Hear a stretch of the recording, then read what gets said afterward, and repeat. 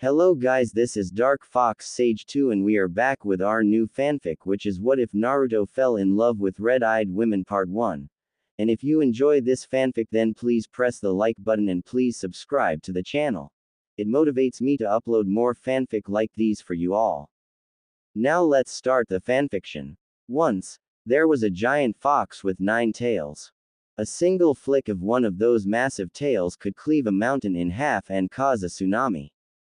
This fox was feared by mortals as the embodiment of destruction, the Kyuubi no Kitsune, king of the demons.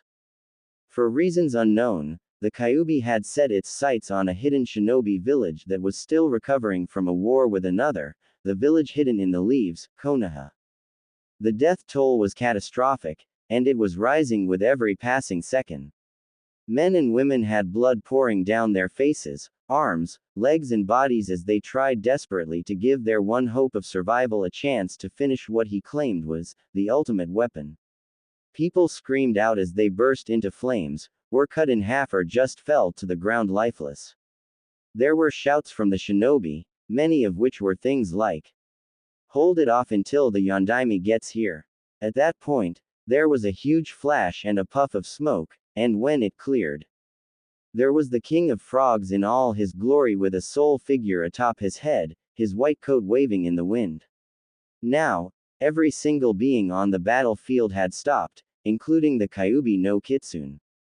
Just as the Kyuubi turned to what looked to be a half-decent challenge, he was aware of an almighty presence behind the man atop the frog's head, one that even made him wary. One who should not be here. Kyuubi's eyes narrowed. Shinigami. A bright flash of blinding white light emanated the man atop Gamabunta's head and Kyuubi could feel it. His soul was being wrenched from his body. As the soul finally left, the husk of the Kyuubi fell to the ground lifeless. Elsewhere in Konoha, 3 males of different generations, one who was going bald with gray hair from old age, a slightly younger man with long white hair and red facial markings, as well as a teenager who had a shock of silver hair wearing a face mask, were watching as they saw a child with blonde hair who had just been born cry out in agony as an intricate seal appeared on his navel, along with 3 whisker-like marks on each cheek. Back at the battlefield, the ninjas started cheering until they saw their fable leader, the yellow flash of Konoha, drop lifeless off Gamabunta's head, watching in horror as he slammed into the ground, Gamabunta puffing out of existence, his summoner no longer able to tie his existence to this world. Yondaime had killed the king of demons at the cost of his life. Today, the 10th of October, would be a day remembered for all history. The day the world's strongest man sacrificed his life for his village. 4 years later, it was the 10th of October, 4 years after Yondaime had died. Today, the majority of the village had an air of grieving hanging over it. However, at regular intervals, if one was nearby, an area of the village would erupt in severe hatred. If the observer was closer, they could see that a 4-year-old child was the cause of this rise in hatred and anger. Said boy could be seen running for his life, bleeding profusely, covered in grime and a look of pure fear plastered over his face. He still did not understand. From the limited amount of information he was able to find out, a person's birthday was supposed to be one of the happiest days of the year. His birthdays meant nothing but pain, torture, fear and generally getting thrashed within an inch of his life. Today was no different from the last 3. Normally, the villagers just glared at him, restraining from any obvious signs of physical assault. However, every year on October 10th, they let go of their anger and beat him practically to death, screaming things like, "Revenge! Kill him now!" and the like. Luckily, the past 3 years, he was saved by an old man in white robes who everyone seemed to respect. This year was different. That man hadn't arrived, and Naruto would not hold out much longer. He'd been running for hours, a highly commendable feat for someone his age. Right now, the only thought on his mind was, "This is it. I can't go on." His pursuers noticed instantly when the boy stumbled and ran blindly down a side alley. The pack smiled as they saw the boy crawling up against the far wall. It was a dead end. Today, they would finally get their revenge against the demon. They proceeded forward and began laying into the child, kicking, punching, and hitting him with implements. The boy was dead, and everyone knew it. Not too far by, one of Konoha's most famous Junin was just coming back from his mission, hoping to enjoy the festival when he sensed a massive amount of hatred nearby from a large group of people. He stopped on a roof and saw that there were people laughing manically, shouts of things like, demon, and other rather unusual sounds. The Junin narrowed his one visible eye when he picked up another sound. The sound of a child sobbing. The sound was extremely faint, but it was coming from the group. The silver-haired Junin jumped down from the roof and walked up to the crowd, raising his voice so they could all hear him. What exactly is going on here? The group stopped and turned to him smiling. We're finally getting our revenge on the demon. Kakashi-san, Yondaime-sama was your sensei, why don't you finish off what he started? Kakashi's eyes narrowed before he realized who the child was. He quivered in barely suppressed rage as the people moved out of the way, making a path for him until he saw what he confirmed as the worst possible situation he had feared. The child was lying in a fetal position against the wall, barely clinging on to life. Kakashi noticed the shock of blonde spikes, blood pouring from extremely deep wounds and 3 telltale whisker marks on each cheek. He ran to the boy, checking his vitals, seeing he was alive, if only by the skin of his teeth. He got up and released such a large amount of killing intent at the mob that the majority of them fell to their knees, bringing up the food they had consumed at the festival. Kakashi had already revealed his Sharingan and couldn't take it anymore. What the hell do you think you pieces of trash were doing? He's a 4-year-old human child for Kami-sama's sakes. Are you so cowardly that you, full-grown men, both civilian and ninja, had to form a mob to do this? Get out of my way now before I have Hokage-sama execute all of you for treason of the highest order. Childcare. The few men that were in Kakashi's way managed to crawl out of the way. Kakashi turned back and picked the child up, who prepared for the final blow from his assailant, but it never came. Naruto managed to open a blood-splattered eyelid a crack to see that it was not the old man who saved him, but a man with silver hair and a mask. Kakashi felt the child stir slightly and looked at him, his visible face contorted with worry. Naruto, if you can hear me, hang in there. I'm getting you to the hospital. Naruto nodded ever so slightly, and closed his eyes. He didn't know who this man was, nor at the moment, did he care. He had found the second person who actually cared about him. Little did he know, soon enough, he was going to find a whole group of people who he would soon grow to care for. About an hour later, Kakashi had dropped Naruto off at the hospital and had to force the staff to take care of him with threats. The staff knew that Hatake Kakashi never made an empty threat, so they quickly got to work. Kakashi, in the meantime, stormed up to the Hokage's tower. He wanted to know things. And if anyone got in his way, so help them Kami, they were as good as dead. He met the Anbu at the door, who made to block him, but he glared at them. Get out of my way. Now. Unfortunately for these two, the man standing in front of them, while off duty, was still their superior officer. They stepped aside and Kakashi slammed the Hokage's office door open so forcefully that the hinges were barely holding the door up. The Hokage looked up from his desk at the fuming Kakashi. From his experience, few things made the normally cyclopean Junin this angry. Kakashi stared at the old man. I think you had better explain yourself. You told me 4 years ago that Naruto died from the Kyuubi's influence after the sealing. Do you know what I just found? I found Naruto beaten to within an inch of his life by a mob of civilians and ninja. Start talking, old man. The Hokage's secretary was shocked. No one had ever talked to her superior like this before. The man didn't even call him Hokage, let alone Hokage-sama. Sarutobi sighed, taking a drag of his pipe and massaging his temples. This was going to be a long day. 2 weeks later, Naruto had been discharged from hospital, and he started walking forlornly back to the orphanage.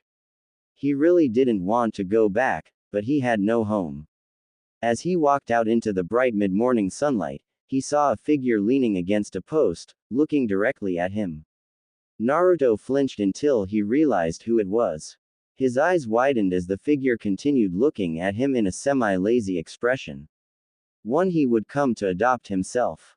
Hey, aren't you that guy who saved me? The figure got up and walked over to Naruto, bending down to put his face level with Naruto's. Naruto was unsure about what to do. Not even the old man Hokage bent down to talk to him unless he hugged him. Naruto saw that the teen Kakashi was 18 at this time, had covered his left eye with his Hitai-8. However, his visible right eye was crinkled in what most would associate with a warm smile. Kakashi looked at Naruto lazily. That's me. How are you feeling, Naruto? Naruto wasn't sure if this was some kind of trick or not, and he was scared of him slightly. Kakashi sighed and shook his head. It's been that bad, huh? Naruto looked at him questioningly. What's been bad? Kakashi looked back at him, a rather saddened look on his face as he stared at Naruto. Naruto had learned what the majority of body language meant out of necessity. A few people had tried to be nice to him before to lure him in before they tried to make him disappear. Naruto saw that this wasn't just sadness. It was a mixture of things. Sadness, pain, and most of all, regret. The man looked up at him. I meant that your life's been painful, hasn't it? Naruto nodded slowly as Kakashi put a hand on his shoulder. When Naruto flinched, he took his hand away. Sorry, I didn't mean to. No, it's okay. It's just an automatic reflex. Naruto raised an eyebrow at the man. He'd never heard of these automatic reflex things. He was only 4, after all. Kakashi sighed deeply. An automatic reflex is something you do without thinking. For example, if someone threw a punch at you, you would most likely throw your hands up to block without thinking, right? Naruto nodded. That's an automatic reflex. Naruto thought about it. It made sense. Naruto nodded again. Yeah, it was. Kakashi sighed and stood up. So, where are you off to, Naruto?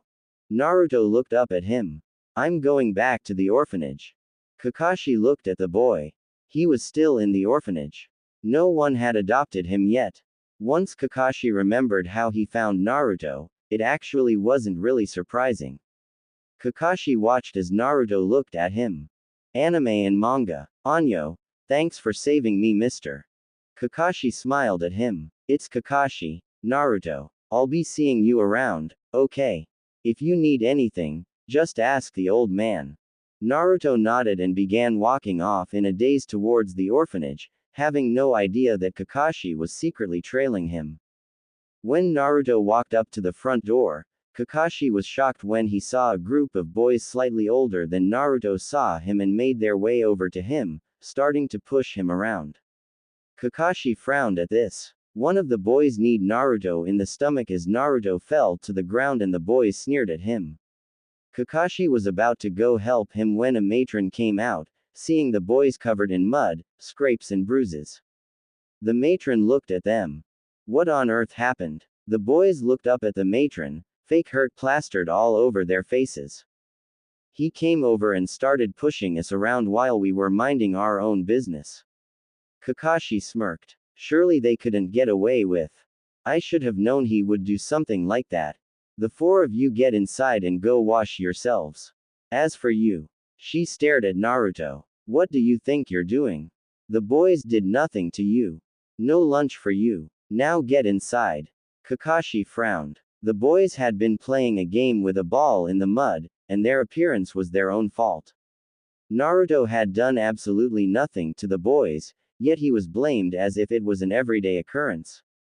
Kakashi wasn't going to tolerate this. He poofed to the Hokage's office with a personal request that he would not take no for an answer to. Next day, Naruto was woken up early by a wooden cooking spoon being slammed over his head. He shot up, staring at the matron, who glared at him. I don't know why anyone would, but you've been adopted. Get your things and get out. Naruto paused for a minute, trying to process the sentence. Adopted. The matron sneered. That's what I said. Now get moving. Naruto jumped out of bed, packing the few clothes he had. All of his possessions that he ever had were quickly confiscated.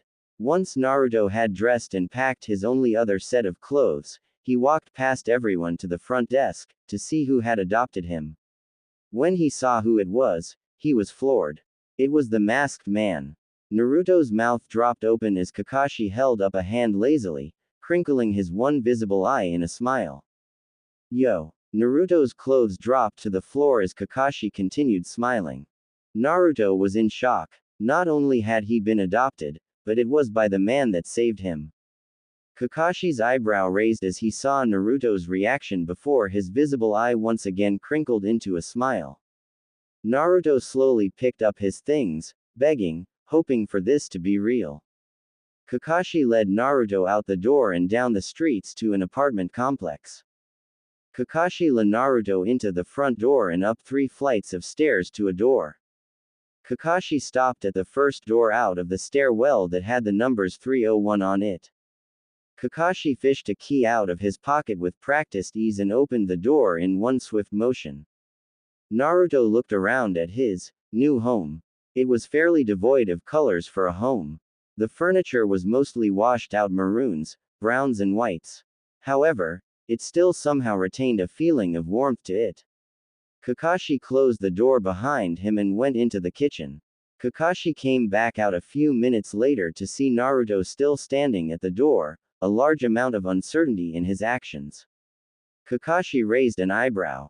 Are you going to keep standing there? This is your home too now. Naruto looked up at Kakashi, tears forming in his eyes. Kakashi smiled as Naruto charged at him and latched onto his leg. Thank you, Kakashi-san. Kakashi just smiled at the mass of blonde hair that had found a nice place to attach itself to on his leg. No problem, Naruto. Let's get you to your room. Kakashi led Naruto to what appeared to be a spare bedroom.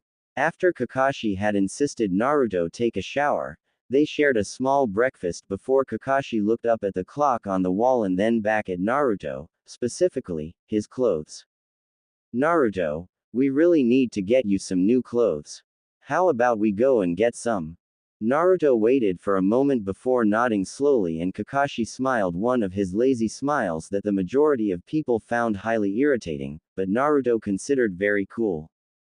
Kakashi led Naruto out of the apartment, down the stairs and out into the morning sunlight. Kakashi led Naruto down the streets, acutely aware of the people glaring hatefully at Naruto, and then at Kakashi when Naruto clung to him.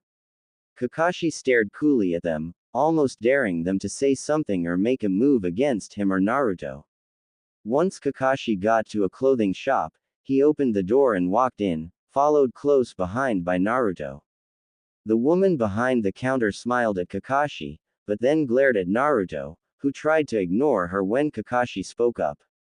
Is there a reason you're staring at the boy I've adopted like that? The lady glanced at Kakashi in confusion, looked back at Naruto then, at Kakashi again, muttering something under her breath. Kakashi smiled his irritatingly lazy smile, but Naruto detected there was something else to this smile.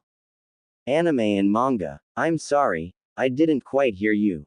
Could you repeat that please? The lady looked up and without thinking began to say what she had mumbled. I said who would adopt that filthy. She didn't get to finish as she found that Kakashi was nowhere to be seen. Naruto was staring wide-eyed at a spot just over her right shoulder when she heard a sweet voice laced with copious amounts of venom. I agree, he is rather filthy at the moment, which is why I'm shopping for new clothes for him. However, I know you were going to add something rather unpleasant to it. Remember the rule. The lady nodded slowly as Kakashi smiled and reappeared at Naruto's side, motioning him out. I'm sure there will be other stores that will be more than happy to serve us without me having to do something similar. Naruto, let's go. Naruto nodded dumbly and followed Kakashi to another store. When Kakashi pushed the door open, the man behind the counter smiled. Kakashi-san, long time no see. What's been happening? Kakashi smiled lazily at the man. This is normally where Kakashi came to buy his ninja attire. Yo, I need some gear. The man laughed, still not having noticed Naruto behind Kakashi. Well, take a look around. Looking for anything in particular? Kakashi hemmed as he looked at a nondescript section of the ceiling, before smiling and putting a hand on Naruto's shoulder. I'm looking for some clothes for my friend here. The man looked at Naruto and his eyes widened, but not in hate but surprise. The man stared at Kakashi. Kakashi, is this Naruto? Yeah, it is. Naruto looked at the man, waiting to see his reaction. The man stared at Kakashi before looking at Naruto, shaking his head. Man, I heard you died on the day you were born. Well, the fact you're actually alive is a shock, to say the least. Don't worry, Naruto. From what Kakashi has told me, I can tell you're not what the others make you out to be. Hell, I think you're a better person than the majority of people in this village. If you ever need clothing or anything, just come here, alright? Naruto was shocked. There were people who would treat him nicely. Hell, this guy was even treating him with respect. Kakashi smiled as the guy got out from behind the counter and rubbed his hands together. Well, are we looking for anything in particular? Kakashi hemmed again before smiling. Let's see what Naruto wants. Naruto didn't get it. Why were some people being so nice to him? He was never given a choice in anything before. It was a very foreign concept to him. When Kakashi nodded, Naruto started looking through the racks of clothes. Kakashi came beside him and helped him, giving him advice on what to choose. Naruto eventually, with rather subtle persuasion, settled for a skin-tight black long-sleeved shirt, full-length black pants and several other things, such as a ninja utility belt where he could attach all manner of items onto, as well as several pairs of boxer shorts and some black ninja sandals. Kakashi insisted he get at least 2 pairs of everything but the sandals and belt, so Naruto reluctantly agreed. With these items purchased, they went back to the flat, where Naruto watched as Kakashi chucked his old clothes into the bin and smiled at Naruto's gobsmacked expression. You're not wearing those anymore. They're not even clothes. Kakashi got Naruto settled in and made lunch for the two of them. Nearly 1 year later. Today was October 10th, Naruto's birthday. In the past year, Naruto had stopped being so shy and had taken an instant liking to Kakashi. He literally took Kakashi on as a role model, thinking Kakashi was the coolest thing since sliced bread. Naruto woke up, remembering what day it was and tried to make the world swallow him up. He may have been with Kakashi for practically a year, but he had still not had a birthday with him, so he was still slightly fearful. After about 5 minutes, Kakashi came in after knocking on the door. Rise and shine, Ototo. That was another cool thing. Kakashi didn't lord it over Naruto like he'd heard several people said their fathers did to them. He treated Naruto more as a younger brother, with the best parts of what Naruto guessed were paternal instincts thrown into the mix. Kakashi noticed that Naruto had waved of fear rolling off him. Something wrong, Naruto. Naruto let out a tiny squeak and Kakashi realized what was wrong. Still worried that what happened the last 4 times will happen again. The fear increased, indicating that was exactly what Naruto was worried about. Kakashi smiled. Don't be. While you're here, no one's going to chase you except if we decide to play a game of tag. Naruto's fear stopped and Naruto froze for a second. Kakashi was slowly training Naruto to be a ninja. Kakashi had played games with Naruto that were actually designed to help him improve his senses and all-around basic skills. Tag was one of them. Kakashi would always start as it, while Naruto would go and hide, learning quickly how to keep him hidden, as well as figuring out ways of creeping to avoid detection. These skills would prove to be absolutely invaluable when Naruto became a ninja for when he needed to use stealth to avoid detection by enemy ninjas. Kakashi was mildly surprised at the knack Naruto had for it. Naruto quickly figured out that staying in one place for the entire game was a very bad idea. He saw that Kakashi used a methodical searching pattern that would find him sooner or later.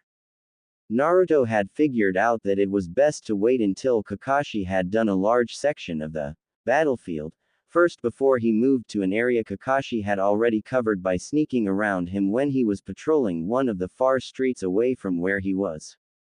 Another one that Kakashi played with Naruto was Shugi. After being taught the basic rules of it and getting a very raw idea about the amount of strategizing that needed to be put into the game when playing a good player, which Kakashi proved to be surprisingly adept at, Naruto became a player with standard ability. Naruto slowly took a peek out from under the sheet of his futon and saw that Kakashi was smiling with his hands behind his back. Naruto's danger sense told him that Kakashi had something behind his back, so he hid again, much to Kakashi's surprise, until he realized how his hands were positioned. Sorry, Naruto, I forgot how adept you were at ready body language at your age. I don't have a weapon in my hands. I'll leave what I have in my hands here for you. Kakashi slowly walked forward and placed the objects on the ground and stepped back. Naruto slowly took a peek again and what he saw dumbfounded him. It was several brightly wrapped packages with a card on top. Naruto very slowly pulled the covers up a bit more and saw Kakashi smiling at him with a genuine smile. Happy birthday, Naruto. Naruto stopped, his brain trying to process the words. Happy birthday. Kakashi looked to see Naruto was looking at him, in a desperate, pleading look that practically shattered his heart. Yeah, happy birthday. Forget about the past, Naruto, look towards the future. People who are stuck in the past will never be able to see what is in front of them, and they will miss many golden opportunities. Naruto couldn't take it anymore.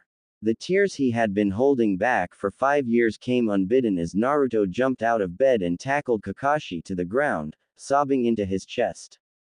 Kakashi just smiled as he hugged Naruto.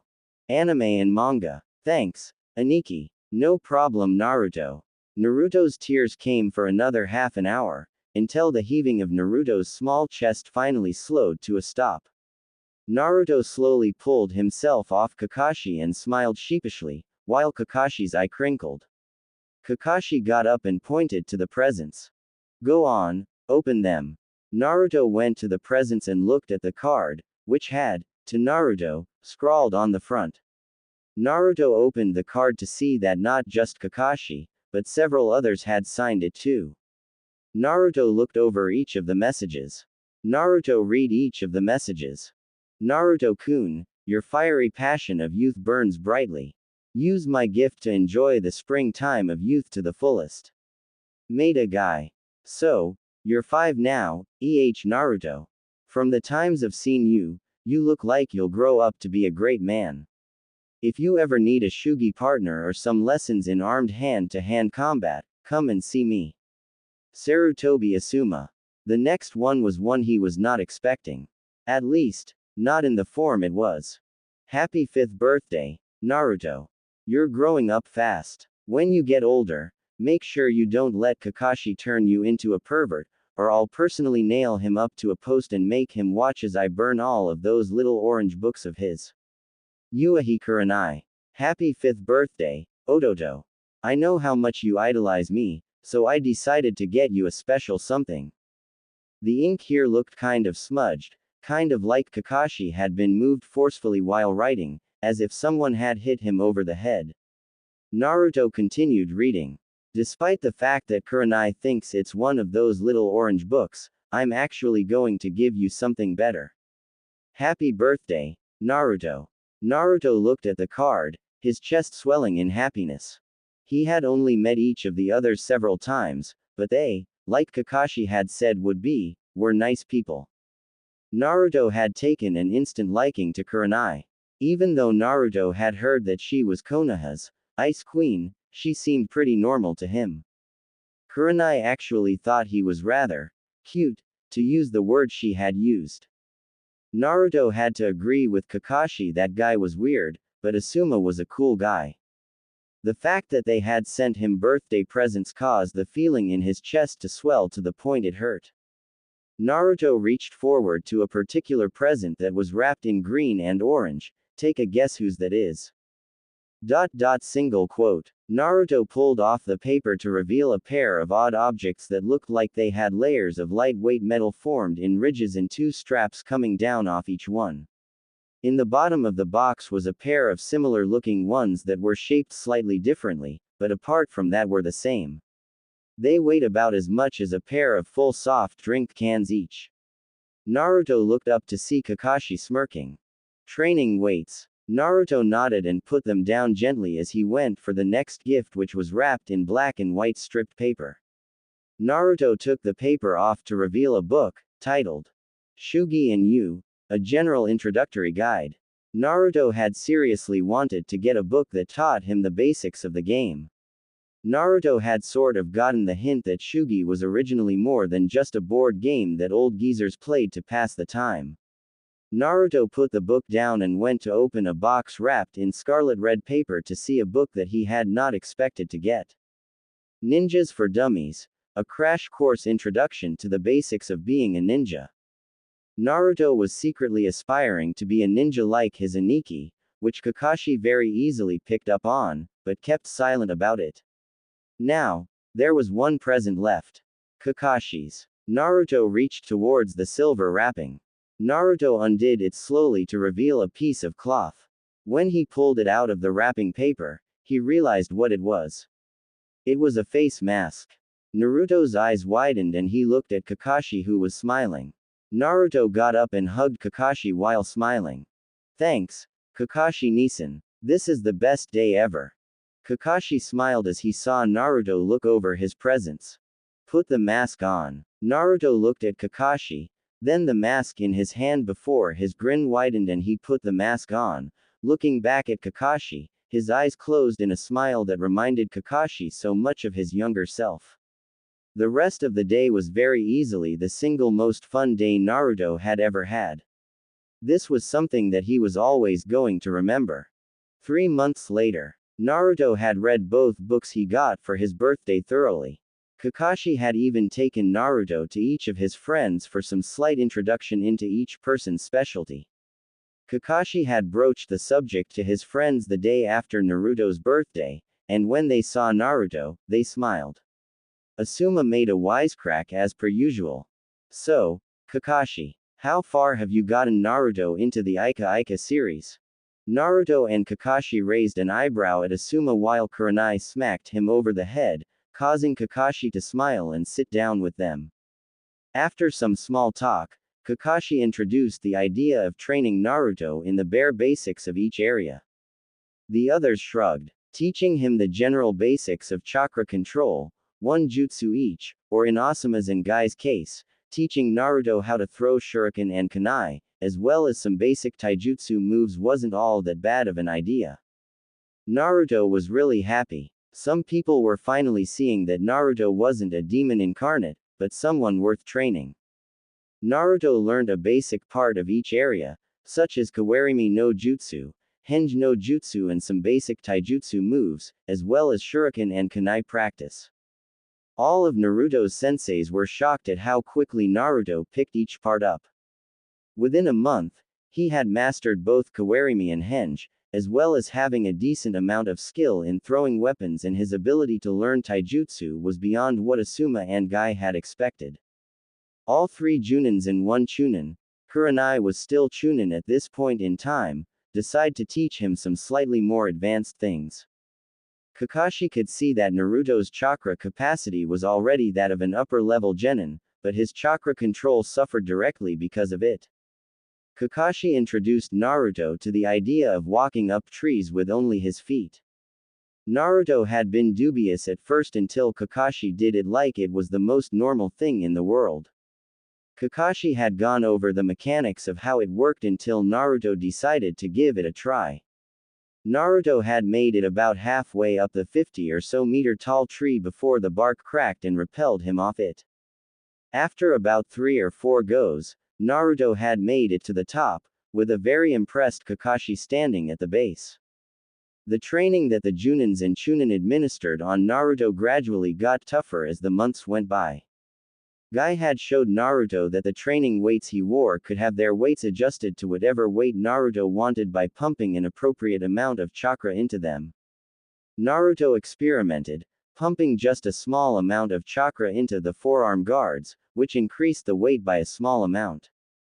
Guy told Naruto, taking out the flaming passion of youth stuff, that he should wear the weights at all times except for when he showered and slept, and every time he felt his body become used to the weight, to increase it. Guy had told Naruto that this would increase not only his youthfulness, but would even make him into a great example to all people who were enjoying the springtime of youth. Kakashi translated this into an increase in agility, speed and strength and stamina capacity. 1 year later, after the first year of training, Kakashi had given Naruto 5 pieces of paper, telling him to channel chakra into each piece. When Naruto got to the second piece, the paper burst into flames, much to Naruto's dismay. Kakashi had smiled and motioned Naruto to keep going. The next piece of paper that reacted to Naruto crumpled, and Naruto moved on to the last card, where the card reacted again, being sliced cleanly in half. Kakashi shook his head in pure disbelief. Naruto, you have 3 elemental affinities already. The 3 main types of elemental jutsus that would be best suited to you would be Kaden, Raiden and Fuden. Naruto nodded in understanding, having already learned about each of the 5 major elements and the basic theories of major elemental combinations to make sub-elements. A few were known, such as Mokuden and Hyoten. However, from the elemental affinities that Naruto had, there were no known sub-elements he could think of. Kakashi had begun teaching Naruto a basic Kaden jutsu called Kaden, Hausenka no Jutsu. Naruto had learned it surprisingly quickly, and at the end of the day, Kakashi gave Naruto the next day off to do what he wanted as long as he came back at diner time. Next day, Naruto was walking down the streets, just looking around at everything in general. Naruto had, at Kakashi's suggestion, started growing his hair a bit longer. By now, Naruto had something that was halfway between a miniature mullet and frulet combo. A frulet, as its name might suggest, is a mullet. But at the front. And a mop makes you look like exactly that. A mop. However, Naruto had tied this back in a small ponytail. Naruto was still wearing all black, as well as his utility belt, shin, forearm guards and ninja sandals. Naruto heard kids shouting in the distance, so he went to check. When he got there, he saw a group of kids pretty much his own age having a rather heated argument. Naruto went up to them. "What's wrong, guys?" Everyone turned to the new arrival with a lazy look in his eyes. "We're trying to play ninja." Naruto's eyebrow rose. His curiosity was being sucked in. "Ninja? What exactly do you do in this?" The other kids gave an "eh," but one explained it to him. "Well, you divide the people playing up evenly, and both teams have to hide. The first team to lose all of its players loses the game." Naruto nodded slowly. "And how does a team lose a member?" The kid that started talking to him continued. It seemed he was the leader of the group. "Well, when one person tags another team's member, that person who got tagged is out of the game." Naruto nodded. "So it's basically team tag?" They nodded. "Alright, so what's the problem?" The kids all looked at one particular boy who was rather large, which Naruto vaguely recognized to be from one of the middle clans of Konoha. "The team that gets this guy automatically loses. We have an uneven number if he plays. Why does the team that gets him automatically lose?" The boys smirked. "He has no idea how to hide at all. He also is too slow and he gives his position away when he moves." Naruto looked at the boy in question. "You're an Akimichi, right?" The boy's eyes widened as he nodded. Naruto turned back to the other boys. "According to your rules, yes, whichever team he would be on would lose. However, this is nothing more than a game of team tag. If it really were a game of ninja, once one of the other team's members has been spotted, You would have to not just tag them, but force them to submit. What do you think would happen in the real world if you ambushed another ninja, jumped out and tagged them? They'd laugh at you and kill you. If you added a second rule that forced the other team to make your members submit by force, then you could call it ninja. If that rule was added, I'd be willing to say whichever team had him would be guaranteed victory. They all looked at this kid in shock. One of the kids smirked. Why would the team win? Because the Akamichi aren't known for their stealth. They're known for their power. I'd say that boy would have about 10 times as much chakra as most of you. Once you had an opposing team member cornered, he could literally kick them to the other side of Konoha. The boys looked at this new kid in fascination. He was smart, no doubt about that. Naruto turned to the Akamichi who looked on the verge of tears. Naruto looked back at the others, deciding that a reciting of a line from his Aniki would suit the situation. Never underestimate an opponent. There are no weak soldiers under a strong commander. Naruto turned to keep going. Little did he know that the situation was being watched by quite a number of people apart from the boys that were involved in it and were quite impressed by the boy's level of knowledge for a 6-year-old. Naruto started walking up towards a stairwell that led to the top of a building that he sometimes liked to look out over Konoha from.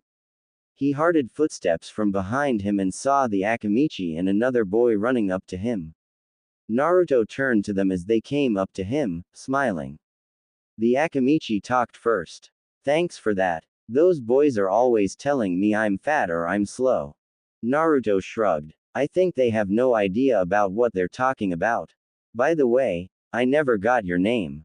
The boy smiled. Choji. Akamichi Choji. Naruto turned to the other boy. I saw you there too. Could I get your name? The boy nodded. Shikamaru of the Nara clan. Naruto nodded and extended a hand forward. Naruto. Uzumaki Naruto. Both boys shook his hand and they continued walking up the last of the stairs to see a much larger man with a huge mane of red hair sitting on the bench. The man turned to them and smiled. Choji, Shikamaru. Who's this young man you've brought with you? Choji smiled. Hey dad. Well, this is Uzumaki Naruto. He just came and defended me against those kids that always call me fat. Anime and manga. The man looked to Naruto before smiling. Thank you for that, Naruto. I happened to hear the entire conversation. You're very intelligent for a 6-year-old. Naruto smiled at him. Thank you. But what I said was just the truth. Akamichi specialize in power, not speed from what I've read. Also, calling that game, ninja, was a stupid idea. The man chuckled. Your logic was completely sound. There's no need to justify it. Choji sat next to his dad, while Naruto took a spot next to Choji and Shikamaru took a spot next to Naruto. Naruto's stomach growled as he smiled sheepishly, scratching the back of his head. I wouldn't be able to get. Choji smiled and pulled out a bag of potato chips, breaking the seal and letting Naruto pick the chips out of the bag. Naruto took a few while Choji offered some to Shikamaru, and they all started munching on them. Choji turned to Naruto. Naruto, I haven't seen you around before. Are you new to this village? Naruto shook his head. I was born here. Until the age of 4, I lived in an orphanage. A few weeks after I turned 4, someone adopted me. He's really cool. His name is Kakashi. Choji's father turned to Naruto in interest. Kakashi. As in Hatake Kakashi. Naruto nodded. That's him. He's a really nice guy. I've met a bunch of his friends, but I don't have any my own age. Naruto looked down to the ground, rather saddened by the fact. Choji smiled at him. Want to be my friend? Naruto looked up at him happily. Really? Choji nodded and Naruto smiled. Sounds like fun. Shikamaru smiled as well. Well, if Choji's going to be your friend, then I might as well too. Naruto couldn't get much happier. He smiled at Shikamaru and the boys continued to eat chips and chat with their new friends well into the afternoon. Several months later, Naruto had become fast friends with both Shikamaru and Choji, quickly finding out that Shikamaru was a very good Shugi player. Naruto's relationship with his senseis had also come along dramatically. Especially Kurenai. Most of the others noticed that Kurenai was starting to melt, as they called it, which usually earns them a glare when they mentioned it. Naruto had even gotten to the stage of calling her Kurenai-chan. Kurenai liked Naruto because he was so bashful around her. All she had to do was put her face close to his and stare at him, or smile at him, and he would look at the ground and blush, scratching the back of his head at the same time. Kurenai actually found this quite cute, but she would never let the others know. At times, she even called him Naru-chan, which practically made him faint. By now, Naruto had already mastered several ninjutsu from each element.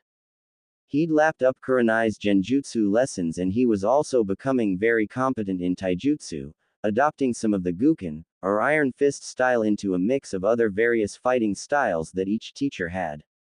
Kakashi was especially helpful with the styles he had copied with the Sharingan. Over the next 2 years, Naruto's unique taijutsu style had a massive number of flaws in it, until he individually worked the kinks out of the vast majority of the style. All of his teachers commented that his style needed a new name. So Naruto got thinking while continuing to learn from his senseis. Eventually, he settled on the name Kajkin, or Shadow Fist, due to the style mainly relying of excessive agility to keep the enemy on their toes, constantly appearing in their shadow, and a decent amount of power so that a lot of powerful hits could be made in a short amount of time.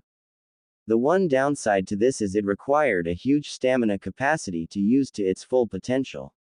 However, for less serious occasions, or if he was running low on stamina, Naruto could sacrifice the power and use the speed for much longer. By the end of that year, Naruto believed he was ready for the academy. However, Kakashi said to wait until next year. Naruto agreed, as if he entered now, he would not be able to be in the same class as Shikamaru and Choji, who had come over to his apartment to play quite a number of times. Shikamaru had proven he was Naruto's equal in Shugi. Shikamaru had never met someone who could play Shugi as well as Naruto, and was shocked at the boy's level of knowledge and foresight. During the next year, Guy decided it would be interesting to see if Naruto could open his celestial gates.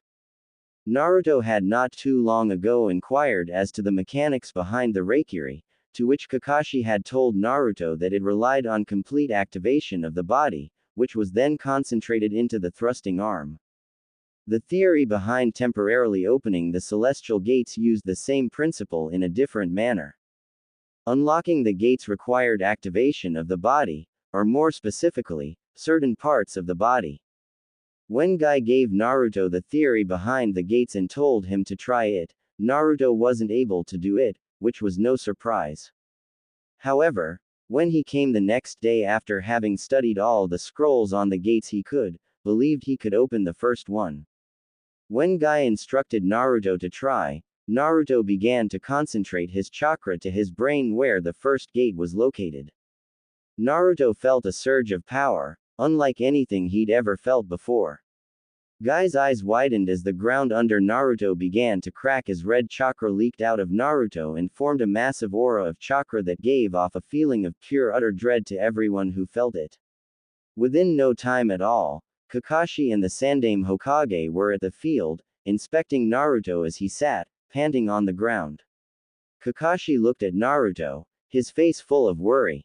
Naruto, what just happened? Naruto looked up at Kakashi and then at the old man Hokage. Well, I opened the first gate, and then this red chakra poured out of me. Guy-sensei tells me that red chakra shouldn't come out until the third gate is opened. Kakashi looked at the Hokage worriedly, who looked at Naruto. Naruto, did you feel anything unusual about the red chakra?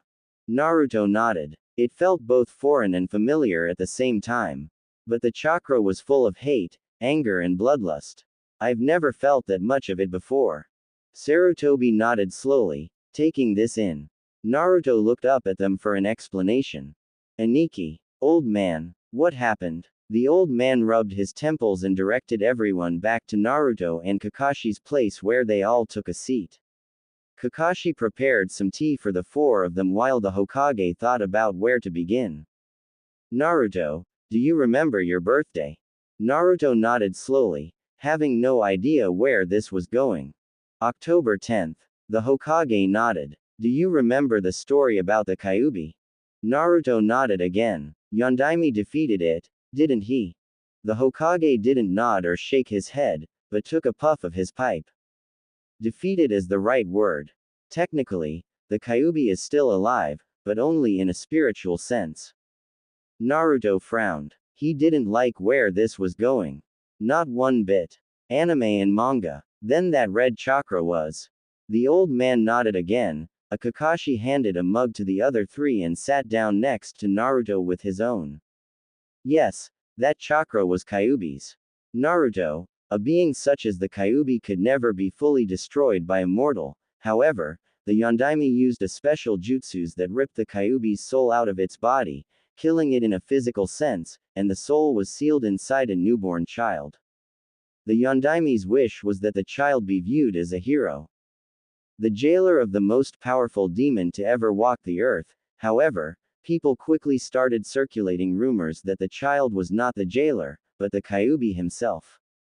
The rumors were completely unjustified, but the rumors continued to spread. To save the child, I was forced to pass a law that the people who knew were forbidden to talk about it, especially with the child's generation, in the hopes the child could at least gain some friends with people his own age. Naruto shook his head slowly. It all fit. Every single thing. The hatred he received from everyone, the reason no one adopted him until Kakashi did, and the reason why the people feared and hated him. God damn it, why was I the one? Naruto looked up at the Hokage.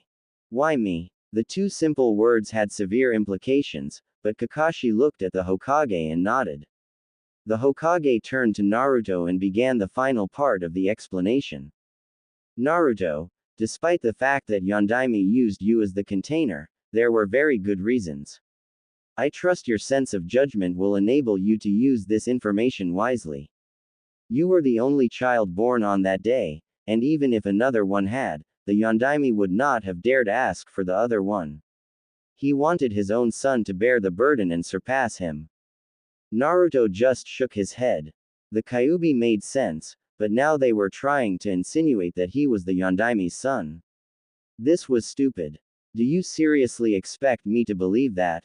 Why not leave me a note, a picture, something to say I'm sorry? Naruto was known on his feet, tears threatening to spill from his eyes. Guy looked at the floor while the Hokage rubbed his temples, but Kakashi picked something out of his pocket and handed it to Naruto. It was a picture of the Yondaime, looking forlornly over a child who had a tuft of blonde hair. Standing with him were three others. Naruto recognized two of them instantly. One was the Sandaime, while the other was a teenage Kakashi. Naruto stared at it before Naruto flipped it over and couldn't hold the tears back. There was a message on the back addressed to him. I'm sorry, son. Your old man, Arashi. Naruto collapsed onto the chair and sobbed, the picture clattering out of his hands. At that point, there was a knock on the door, and Guy went to see who it was, surprised to find Kurenai and Asuma at the door looking very worried. When they saw Naruto in tears, they could guess what had just happened. They came in and closed the door. Asuma nodded to his father, the Sandaime, while Kurenai's maternal instincts took over and she hugged the sobbing Naruto. In all the years she'd known him, she'd never ever seen him cry. Kurenai noticed the picture on the floor and grimaced. She was not the least bit surprised at Naruto's reaction to the photo. Knowing that Naruto had just been told who his father was, the Kyuubi explanation would have come too, which would explain why they felt the Kyuubi's chakra. Naruto just leaned into Kurenai's chest and sobbed for the better part of an hour while everyone in the room looked extremely downcast, and for good reason too. Eventually, Naruto stopped crying and Kurenai let him go. Naruto looked up at her, his cheeks puffy with crying, but the hint of a smile playing across his face. Thanks, Kurenai-chan. Kurenai smiled as she hugged Naruto again. Naruto finally realized where exactly he was located. Right in between her sizable cleavage. Everyone could detect Naruto's embarrassment as Kurenai let him go, trying to keep herself from blushing. Asuma and Kakashi smirked. They were definitely not going to let Naruto live this one down. This was fuel for taunts and the like that would last for years. After several hours of explaining to Naruto that he was forbidden to tell anyone outside this room any of this information, everyone except Naruto and Kakashi left, Asuma giving Naruto a knowing smile, which turned Naruto bright red. Once the door shut, Kakashi turned to Naruto. So, what was it like? Naruto looked at Kakashi in confusion. Huh. Kakashi's visible eye crinkled as he smiled in that lazy fashion. Her chest. Naruto flushed again as he crossed his arms while Kakashi just continued smiling at him. Pervert. Kakashi chuckled at the name and decided to eat out tonight before getting an early night. He took Naruto to a place that Naruto had recently come to enjoy.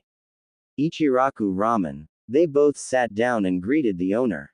Hey, Ojiazan. The man smiled at the boy. Ah, hey there Naruto. I see you've brought your brother with you this time. What can I get for the two of you?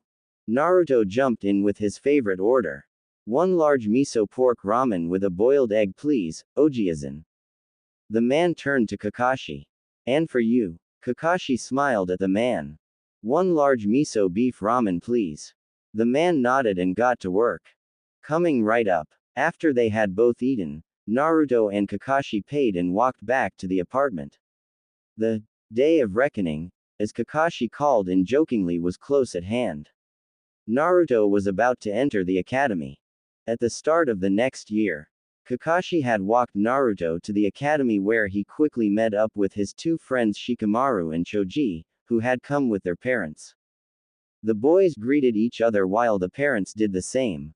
They turned to the Hokage as he addressed them, welcoming the students to the academy. Most of the parents were listening, but the children, being their age, let their minds wander. The majority of the children's eyes ended up on Naruto and Kakashi, while Naruto was specifically looking at a raven-haired boy and a brunette who was most likely his father. Both of them had the Uchiha family crest on the backs of their jackets. It was clear the father did not want to be there, and he proved it when the second the speech finished, he turned and left his son there. The other parents and their children walked inside to sign their son's or daughter's name off on the list that the head teacher had. Once it came to Naruto's turn, the man looked at Kakashi and smiled. Ah, Kakashi-san. This must be Naruto, correct? Kakashi nodded. The Chunin looked at Naruto smiling kindly. Naruto noticed the man had a very tan face with a scar running across the bridge of his nose. Welcome to the academy, Naruto. I've heard a lot of positive stories about you. I look forward to teaching you. Naruto nodded and as his name was ticked off, he was directed to a classroom. Kakashi walked him to the classroom door and as he walked in, the formerly rowdy class calmed down again when they saw the newest father-son couple walk in. However, the father was extremely young, and while they did both look similar, even their facial expressions were a carbon copy, the age difference was far too small for the man to be Naruto's father. Naruto turned to his family and waved goodbye. Anime and manga, I'll see you tonight, Nissan. Kakashi waved and walked out of the classroom. Naruto turned back to the class, noticing Shikamaru and Choji smiling at him. Naruto smiled back and took a seat beside them, completely ignoring the fact that the majority of the class's eyes were on him. Naruto took his eyes off Choji for a moment and saw one of the girls. She had a rather feisty look in her eyes. Naruto ignored it and looked forward to see every single girl in the class was looking at him in much the same manner. Naruto knew that look. It was the look a predator gave its prey. Naruto smiled and sweat dropped. Waving his hands dismissively in the air, Naruto spoke out loud for the class to hear. Sorry, ladies, I'm taken. There was a unanimous groan from every single girl in the classroom. Naruto smiled as the boy's sweat dropped. Shikamaru looked at Naruto. Since when did you get a girl? Naruto smiled lazily. Since yesterday. Shikamaru mumbled before he spoke loud enough for the people around him to hear. Mendokusei. Naruto's eyes crinkled into a smile. The last of the people were coming into the classroom. Naruto noticed a boy with a mass of brown spikes, sunglasses and a trench coat. No one moved up for the boy, but Naruto moved up to make room for him. The boy took the spot with a slight nod. No problem. Everyone else turned to Naruto, thinking he was picking a fight. The boy looked at him with an eyebrow raised. Did you just read your body language? Yeah. Shino nodded and continued looking at the boy. Naruto smiled at him. You wouldn't happen to be from the Aburame clan, would you? The boy nodded slightly again. Naruto smiled. I always thought having bugs as a weapon would be an interesting way of fighting. Most of the people looked at Naruto like he was crazy, but the Aburame heir just raised an eyebrow. Naruto smiled. I do my research. The name's Uzumaki Naruto. Naruto extended a hand, as did Shino after considering it for a second. Shino. Aburame Shino. They let go of their hands and they noticed that the last student had entered the class. Most of the students looked at the boy suspiciously, but Naruto moved up again to make space for the boy who took the seat. Naruto could tell from the red facial tattoos and the dog with him that this boy was an Inuzuka. Naruto smiled as he held up a hand in greeting. Yo, you're an Inuzuka, right? The guy nodded, flashing some slightly longer than normal canines, which most of the others flinched at, but Naruto's group kept on looking at their new guest. Naruto stuck out his hand. Uzumaki Naruto. The guy accepted his hand. Inuzuka Kiba. Naruto looked at the small dog on top of Kiba's head. What's your companion's name? Kiba was shocked. Naruto wasn't looking at the puppy as if it were just a puppy, but as if it were almost human. This boy understood the Inuzuka's connection with their partners. He was definitely something else. His name's Akumaru. Naruto waved at the puppy, who gave a bark in greeting. Naruto looked at their group of 5 before their instructor walked in. It was the Chunin who had the scar across his nose. He looked at the class, rather surprised at the quietness. He usually had to tell them to keep it down before he started the lesson.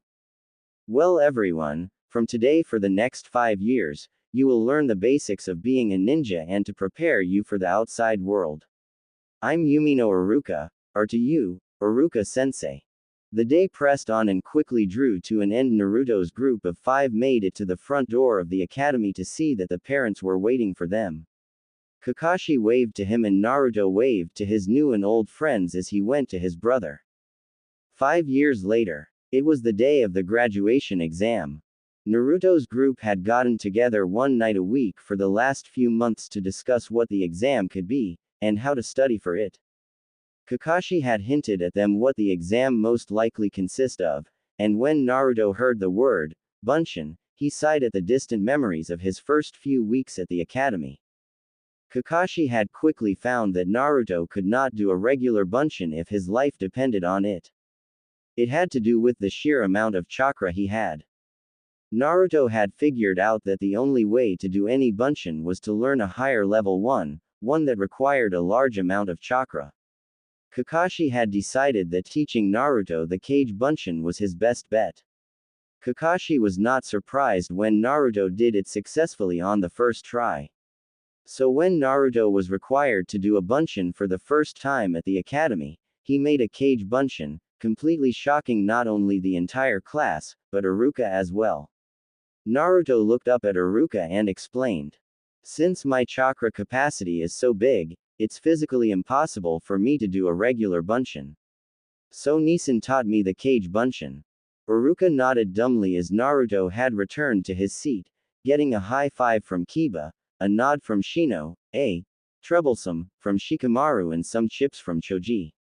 Since then, everyone in the class wondered how strong Naruto truly was.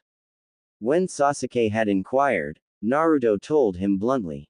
A ninja never reveals his true strength unless necessary. That answer had got Sasuke fairly riled up. The class progressed through the years, and Naruto was always number one in everything by a mile. On the day of the graduation exam, Naruto walked into the room, greeted his friends and took his usual place. Iruka informed them that the first test of 4 was written. A lot of students groaned as the papers were handed out. They were told not to turn them over until the rules were explained and no questions were allowed to be asked. When Naruto got his paper, and the order was given to begin, Naruto turned the paper over and stared. This was not a set of questions a genin should be able to answer. Hell, high chunins would have difficulty. Naruto looked around and saw that everyone was doing fine. Naruto looked questioningly at Iruka, who smiled. Naruto's eyes narrowed. He set this up. Naruto looked at the 10 questions on the page and proceeded to try and remember what the answers to these were. He'd either heard the answers or had been quizzed on them before at some point. Now it was all a matter of remembering. Naruto began to write the answers down and finally got to the 10th question, which he narrowed his eyes at. 10. Shinobi Rule number 25. A ninja must keep his emotions in check at all times and put the mission first. Do you support this rule, or do you think it should be redone? Provide a reason for your choice, and if you chose to reconstruct it, provide the reconstructed version. Naruto sighed. This was a damn difficult question. However, Naruto got the feeling that if he got this one right, the others wouldn't really matter. Naruto had long ago heard this rule and thought it was absolute garbage. He had even constructed his own version. Naruto wrote his answer carefully. I believe that Shinobi Law number 25 needs to be reconstructed. The current law suggests all emotion is taboo and that humans are mindless killing machines. No matter how much you suppress a person's emotions, you will never truly kill them completely. If you do manage to, they are no longer human. The rule should be reconstructed to say, a shinobi will face situations in his life that will destroy the souls of most men. At times like these, he must steel himself, no matter how hard it may seem. Martial arts. Naruto put down his pen, quite pleased with himself. He looked at the time. Less than 60 seconds to go. Naruto counted down until the seconds hand reached the 12 and Iruka called for the class to put their pens down. Iruka collected the sheets, stopping when he saw Naruto's. Naruto looked up at him lazily. Any particular reason you gave me a test that the majority of chunins could never answer, Iruka-sensei? Naruto was aware that the entire class was staring at him. Both Shikamaru and Kiba, who were on either side of Naruto, boggled at the questions. Kiba, being the loudest one of the group, expressed the group's opinion. What the hell? What kind of questions are those? Reconstruct the 25th Shinobi Law. Naruto, you actually answered that. Naruto shrugged. Whoever made that rule was an idiot. No human can be turned into a mindless killing machine without losing their humanity. The others stared at Naruto, who was lazily staring at the board. Iruka straightened the papers on his desk and then looked up at the class. While the next 2 stages are being done, the papers will be marked. Everyone, please follow me to the training field. The training field was actually a very spacious area around the back of the academy used for shuriken and kunai practice. Iruka called them out alphabetically, starting from Z, and ending in A. Apart from Yamanaka Ion, it put Naruto first. Although not as blatant as the first test, this gave everyone else except Ino an edge over Naruto. They would be able to see what he could do and then try and better him. After Ino, Naruto stepped forward, taking the designated number of shuriken out of his pouch and taking aim at the straw dummy that had several targets on it over vital points. Naruto was allowed to throw up to 8 shuriken, as long as it was in one throw of each hand. Naruto slipped the shuriken into the spaces between each finger and thumb with practiced ease and took aim. Naruto was aiming to get every single vital point with one shuriken. Naruto stated his targets for everyone to hear, as the rules asked. 8 targets: liver, lungs, spine, subclavicle vein, jugular vein, brain, kidneys, heart. Everyone murmured amongst themselves. Naruto was going for an absolute perfect score, which had not been attempted since Hatake Kakashi did the exam. Iruka motioned for Naruto to go when he was ready. Naruto closed his eyes and focused for several seconds. Everyone was dead silent as Naruto concentrated. He snapped his eyes open and launched the 8 shuriken at the same time. The shuriken spun in the air, letting out the sound of metal cutting air at extreme speed. The 8 metallic implements of death struck their intended target's dead center, and everyone was speechless. Naruto had just done something that had not even been attempted for the last 14 years. Naruto turned back to Iruka. It kind of helps to be trained by the last person to do it. Naruto walked back to his little group, receiving pats on the backs, and girls swooning over him. Sasuke went next, still extremely peeved at Naruto's skill, going for only 5 targets, getting every one of them. The rest of the test went without incident, and they were moved to the final 2 tests were on. They lined up for the henge test, again going by reverse alphabetical order. Naruto went second and saw that the class was watching expectantly. The corner of Naruto's lips twitched as he saw something the rest of the class did not. Iruka was wearing a small knife strapped to his leg, which the table hid from view. Naruto didn't even form the seal, he was so familiar with the jutsu. The cloud of smoke expanded off Naruto to reveal a perfect copy of Iruka, knife and all. The students were commenting about the knife being incorrect when Iruka sighed. "You even saw the knife, Naruto." Naruto released the henge and nodded. After the test was done, the scores were announced for the written test. Naruto had not surprisingly come first, Sasuke second, and Sakura third. They were told to move one person at a time into the next room for the Bunshin test as their name was called out. Naruto was unsurprisingly called first, as it seemed this time it was not going via any order in particular. As he walked into the room, he felt his chakra affected just barely by something. Looking around the room, he saw nothing suspicious and put his fingers together, to dispel the genjutsu. Kai. Iruka sighed. That was the final hurdle that the Hokage had ordered placed for Naruto. Naruto was home free once he made the 2 bunshins. Naruto looked at Iruka and formed the seal. Kage Bunshin no Jutsu. The room filled with smoke, and when it cleared, the room was filled with naked busty blondes. They smiled and made very provocative poses at Iruka and Mizuki, whose eyes widened and they flew out of their chairs, leaving twin trails of blood ejecting from their nose. Little did Naruto know that several others were watching him that were not inside the room. The Hokage had passed out from nosebleed, watching from his crystal ball in his office, while Kakashi and Asuma both fell unconscious for the same reason, using camouflage jutsus to hide themselves just outside the window. Naruto laughed as he dispelled the clones and the henge on himself. Judging by the fact that I single-handedly knocked out 2 chunins, 2 Tokubetsu junins, and most likely the Hokage at once, I think I deserve this. Naruto picked out a hitai that had long black pieces of cloth attached. Naruto looked at them on the ground and suddenly, Naruto had a plan. He whipped out his trusty digital ninja camera and took a few shots of both the chunin. He fastened the hitai around his head and went back to the class, opening the door, where everyone looked at him expectantly.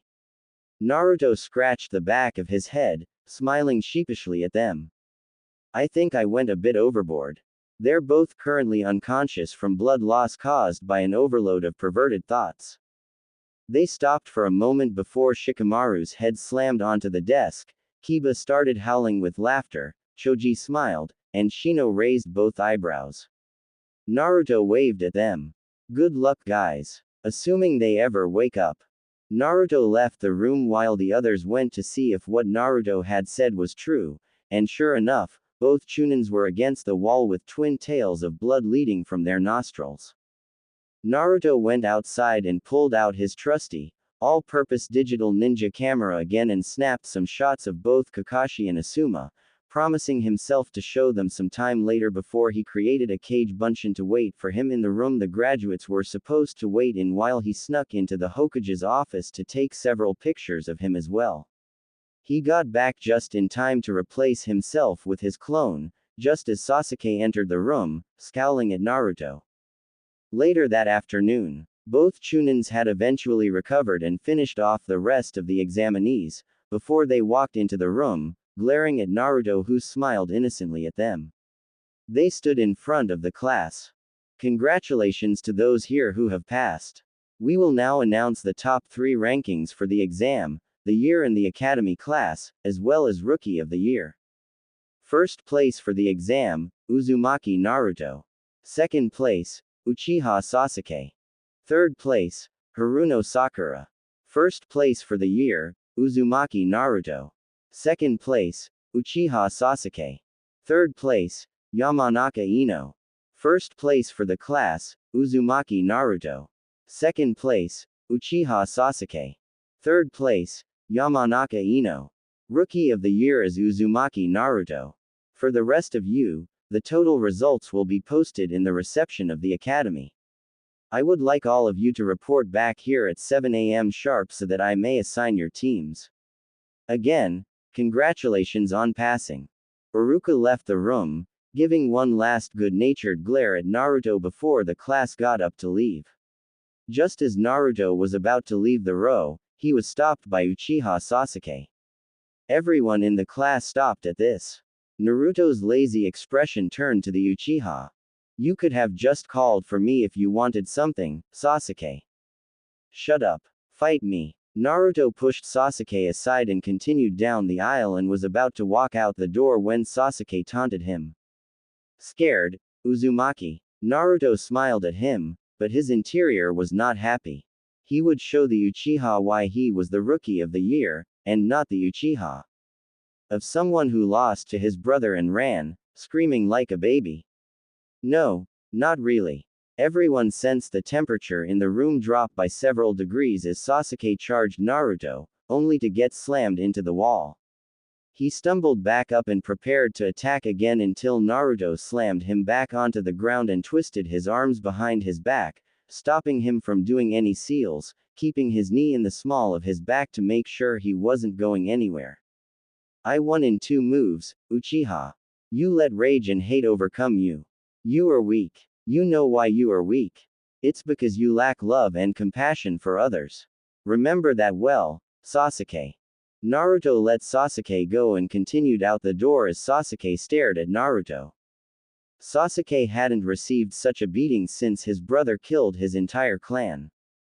His brother had told him that he needed to hate and detest him, while Naruto told him to have love and compassion for others.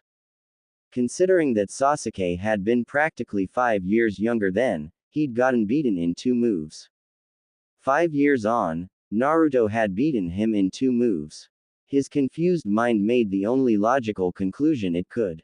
Naruto was stronger than Itachi. It was completely inaccurate, but it was the logical conclusion that most people would draw in that situation. Sasuke slowly got up and began pondering Naruto's advice. He continued home, not aware of his surroundings in the least. When he got to the Uchiha Manor, he stopped, looking at the symbol his older brother had cracked with a kunai many years ago. Love and compassion. Sasuke walked into his house and continued pondering this. This chapter contains spoilers for issue 317 of the manga. Well, kind of. Now, for comments, questions, suggestions. Demon Sword. Yo. Thanks for your comments. Remember that Kurenai in the early stages was known as the Ice Queen of Konoha. Kurenai is starting to warm to Naruto, as this chapter will show. I can't have too much fluff between a 19-year-old and a 5-year-old, can I? When Naruto gets to 12, I'll start introducing fluff. Once he gets to 16, well, you'll see. The part about the melting was that Kurenai in my FIC never showed much emotion towards guys, and Naruto was the first, even if he was just a boy. The others joked that she was melting, not being serious. As for the celestial gates, Yes, it has to do with Kyuubi's chakra. However, it has nothing to do with his forms. I'm not going to make him a super duper overpowerful guy that can make the world self-destruct. I will allow him to access either, but not both. So, gates or tails? Should he try to access both? Well, let's just say that he's going to go splat. As for jutsus learned from each Junin, he learned 3 elemental jutsus from each element that he has an affinity for, as well as the basics such as henge, kage bunshin, etc. For genjutsus, he learnt. Let's just say a few. Wink wink. Hint hint. Taijutsu I've explained, plus he learns a new move this chapter for taijutsu. As for armed taijutsu, I've taken an example from the latest manga issue and given Naruto a pair of Asuma's trench knives. Why? If you want to know, read this chapter or the manga. It has more to do with Naruto than you think. As I said, Naruto's good in this, but he's not the next Itachi. I was actually thinking of making him high chunin, low junin level for the exam when his card is read out. As for updating, don't use that jutsu, is sucked in by the ultimate genjutsu, BWARG. Fine, here's your chapter. Ancella. Thanks for picking me up on that. I'm getting kind of bored saying this in all of my fics, but whatever. My word processor, OpenOffice's spell check is completely stuffed. It's physically impossible to spell check it unless I copy the entire document onto another computer and copy-paste it into Word and then back. Only then will it register spelling errors. The mistakes you see here are the ones I've missed. Apart from that, it's not spell checked. I personally think I'm not a bad speller considering I make so few errors, but whatever. Ryoko Tenchi. Know what I think of Pokemon. Pikachu runs up. Pika Pai Shine. Uses Gara's sand. Sabaku Q. Sabaku Soso. Watches gleefully as chunks of red and yellow rain from the sky. That's what I think of the damn teams. Again, thanks for picking my up on those grammar issues. FF Lover HP1. Nah, Naruto only learned the theory.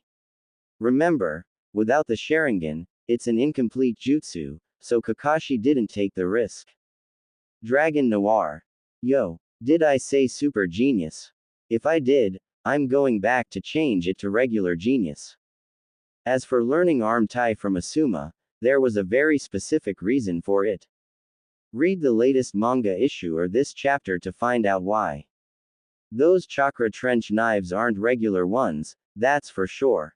Well, considering how long the actual chapter was, do you really blame me? If I included a more detailed overview of Naruto's training, it would have been the longest chapter I ever wrote, as well as the longest I'd probably ever write. As for the rankings, I have to agree with you. I've changed it to something more. Believable. Oh, the Kurenai's cleavage incident. No, they're going to shut the hell up about it. Read this chapter to find out how. Well, you're right about Naruto's team. Naru Shika Cho. Remember, not all genin teams have to consist of 2 guys to every girl. There were plenty of all-guy genin teams in the Chunin exams in canon. I've also thought about it. Naru Shika Cho actually makes a hell of a lot of sense. The Dobi Shikamaru who took Naruto's place, because it was too troublesome to move his pencil during the tests. Even in canon, Shikamaru was practically tying with Naruto for the wooden spoon, as we call it. Choji I would have presumed was an all-rounder. So, give them the Dobi, the top dog and an average guy and you got yourself a well-balanced team. Well, as well-balanced as the Naru Sasu Saku team was. I.e., the next 3 Sannin. Endolphins. It earns the humor part this chapter. Believe me, the romance is coming this chapter, and it will stay fairly discreet until Naruto turns 16. After that, well, I can't promise you anything. As for the elemental affinities, in that chapter, Yamamoto commented that the majority of Junins had at least 2. Some, like Sarutobi, had an affinity for every single one. So, it's not really that unbelievable. Ranma Hibiki.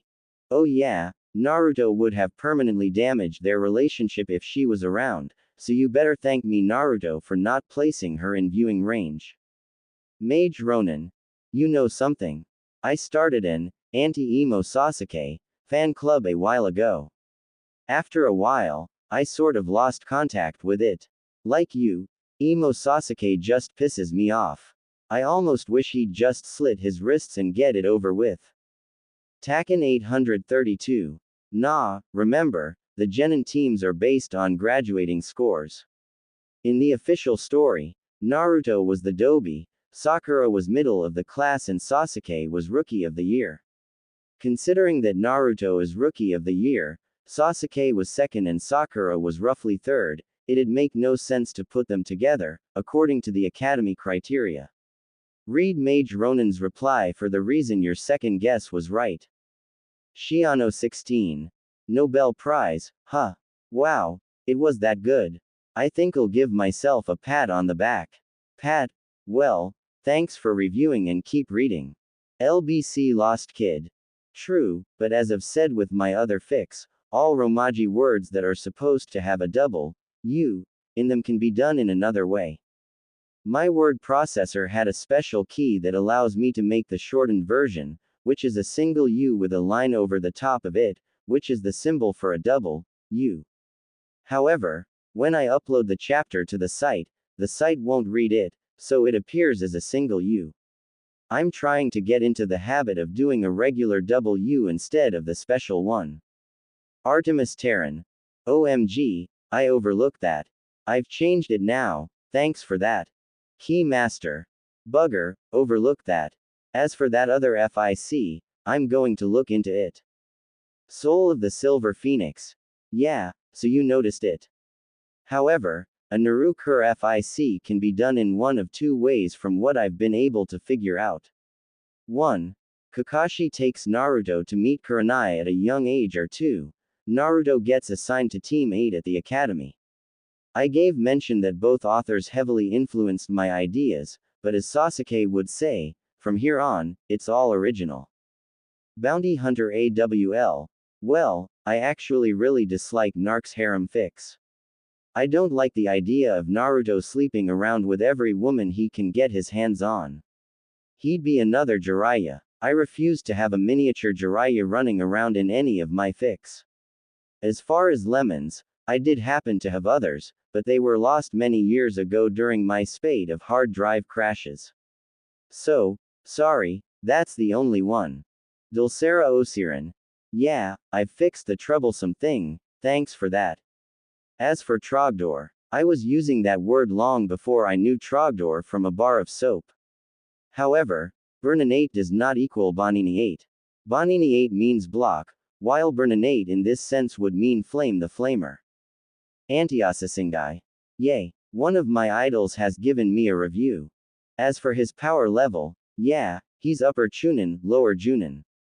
And sorry for nabbing some of your plot, it's damn hard to do a Naruto X Kurenai FIC without having one of two beginnings, which are the one you and I did, or Naruto gets assigned to Team 8 at the Academy. As Sasuke said, from here on, it's all original.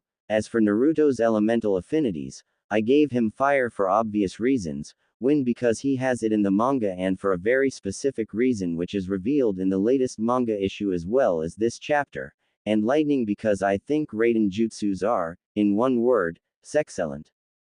Your views on shinobi and emotions is true. However, what do you think Naruto would do if he saw Kurenai-chan killed in front of him? Yay.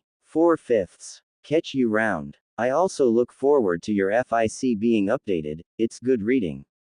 To everyone else who I didn't answer to individually because it had no questions, thank you all for the reviews. And now, without further ado, I give you Chapter 2 of Rubies and Sapphires. Enjoy. Legend. Single quote. Human or lesser summon thinking, small a.n. Single quote. Demon or summon boss thinking. Quote. Human or lesser summon talking. Quote. Demon or summon boss talking. Quote. shouting 2 or more people casting the same jutsu. And scene change. And rubies and sapphires. Chapter 2. Formation of Team 8 and Mission to the Wave. That night, when Naruto had gotten home, he opened the door to the apartment with ease and saw that it was completely dark. Warily, Naruto flicked the light switch on to reveal a group of people smiling at him. People he was rather close to. Kurenai smiled and gave Naruto a hug. Congratulations on getting Rookie of the Year, Naruto. We're proud of you.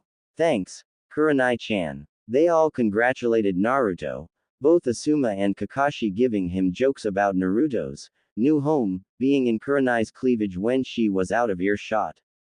Naruto smirked ever so slightly. Next morning, 5 a.m.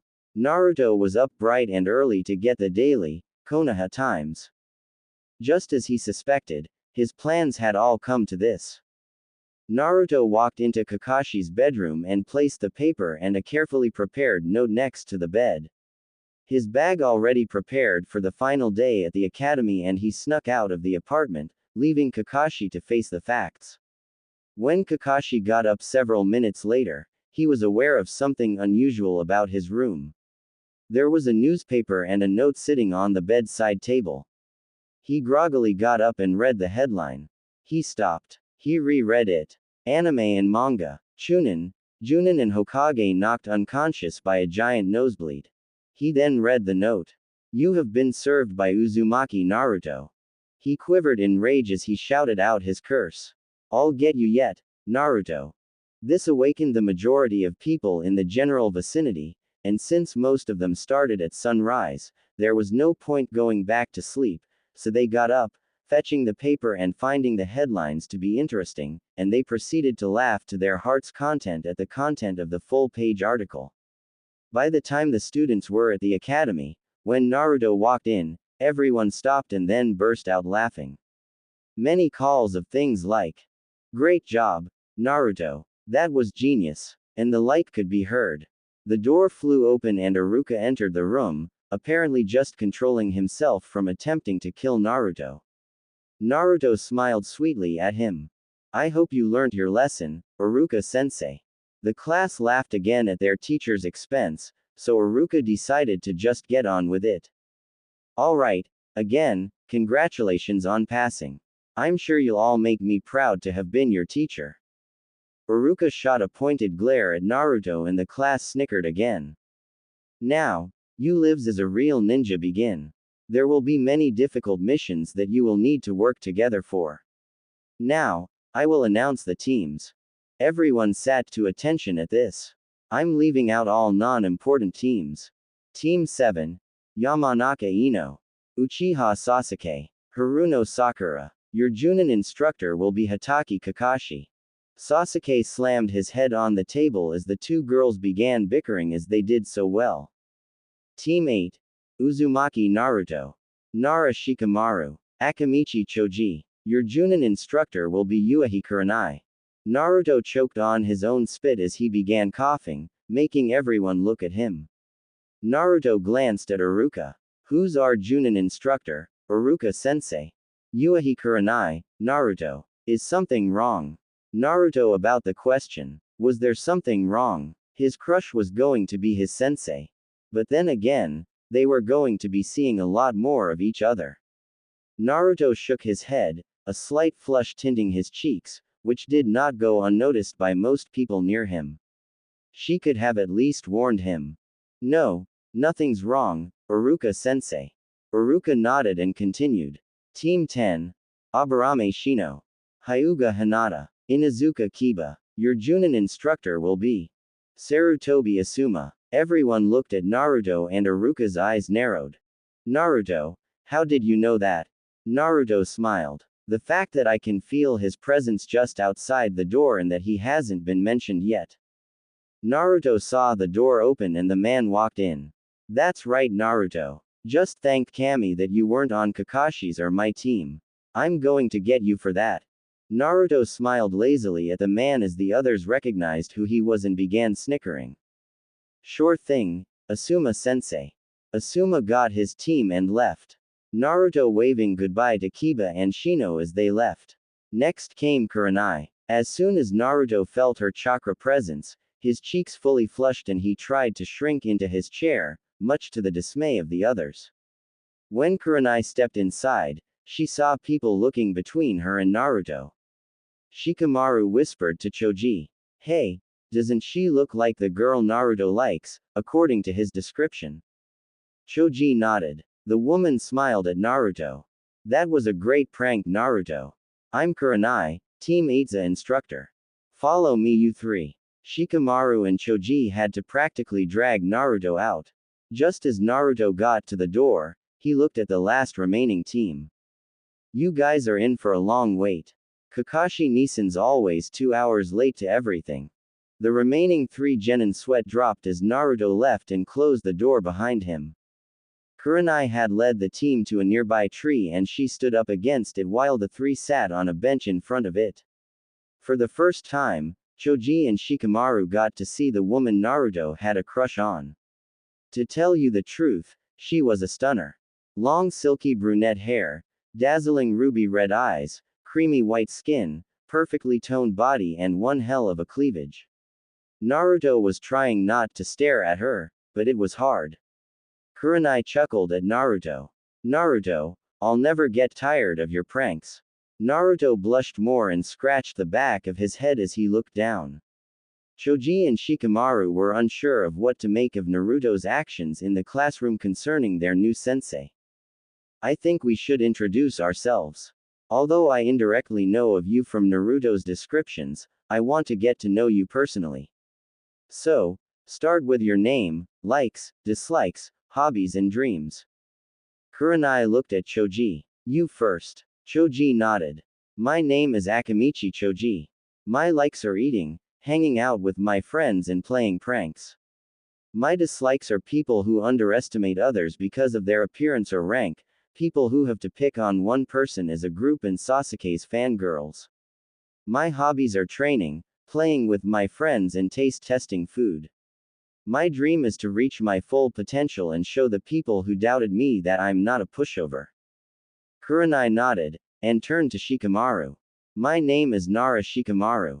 My likes are watching the clouds, playing shugi with Naruto and sleeping. My dislikes are troublesome things. My hobbies are hanging out with my friends. My dream is to become an average ninja, settle down and have kids." Kurenai raised an eyebrow at the mention of troublesome things, but nodded as she turned to Naruto. "Naruto." Naruto looked up, trying desperately to maintain his resolve. "My name is Uzumaki Naruto. My likes are ramen, playing shugi with Shikamaru, hanging out with my friends and—" Naruto broke off at the thought, blushing slightly more heavily before restarting. "My dislikes are arrogant people, and people who look down on others. My hobbies are playing pranks, training and making friends. My dream is to become the Hokage, and make everyone in this village recognize me by surpassing all the ones before me." Kurenai nodded as she introduced herself. "My name is Yuahi Kurenai. My likes are talking with friends, dango and calligraphy. My dislikes are others who judge people by their appearances, little orange books and perverts. My hobbies are to train and learn new genjutsu. My dream, I have not decided on yet." Kurenai looked at each of them, while Naruto was smiling at the mention of little orange books and perverts. Kurenai grinned at them in a way that made all 3 boys slightly uncomfortable. As I'm sure Naruto is aware, the graduation exam was not the actual genin exam. It only selected those who would be allowed to take the exam. The test given depends on the Junin. Usually, the test is the same one that their Junin sensei gave them as genin.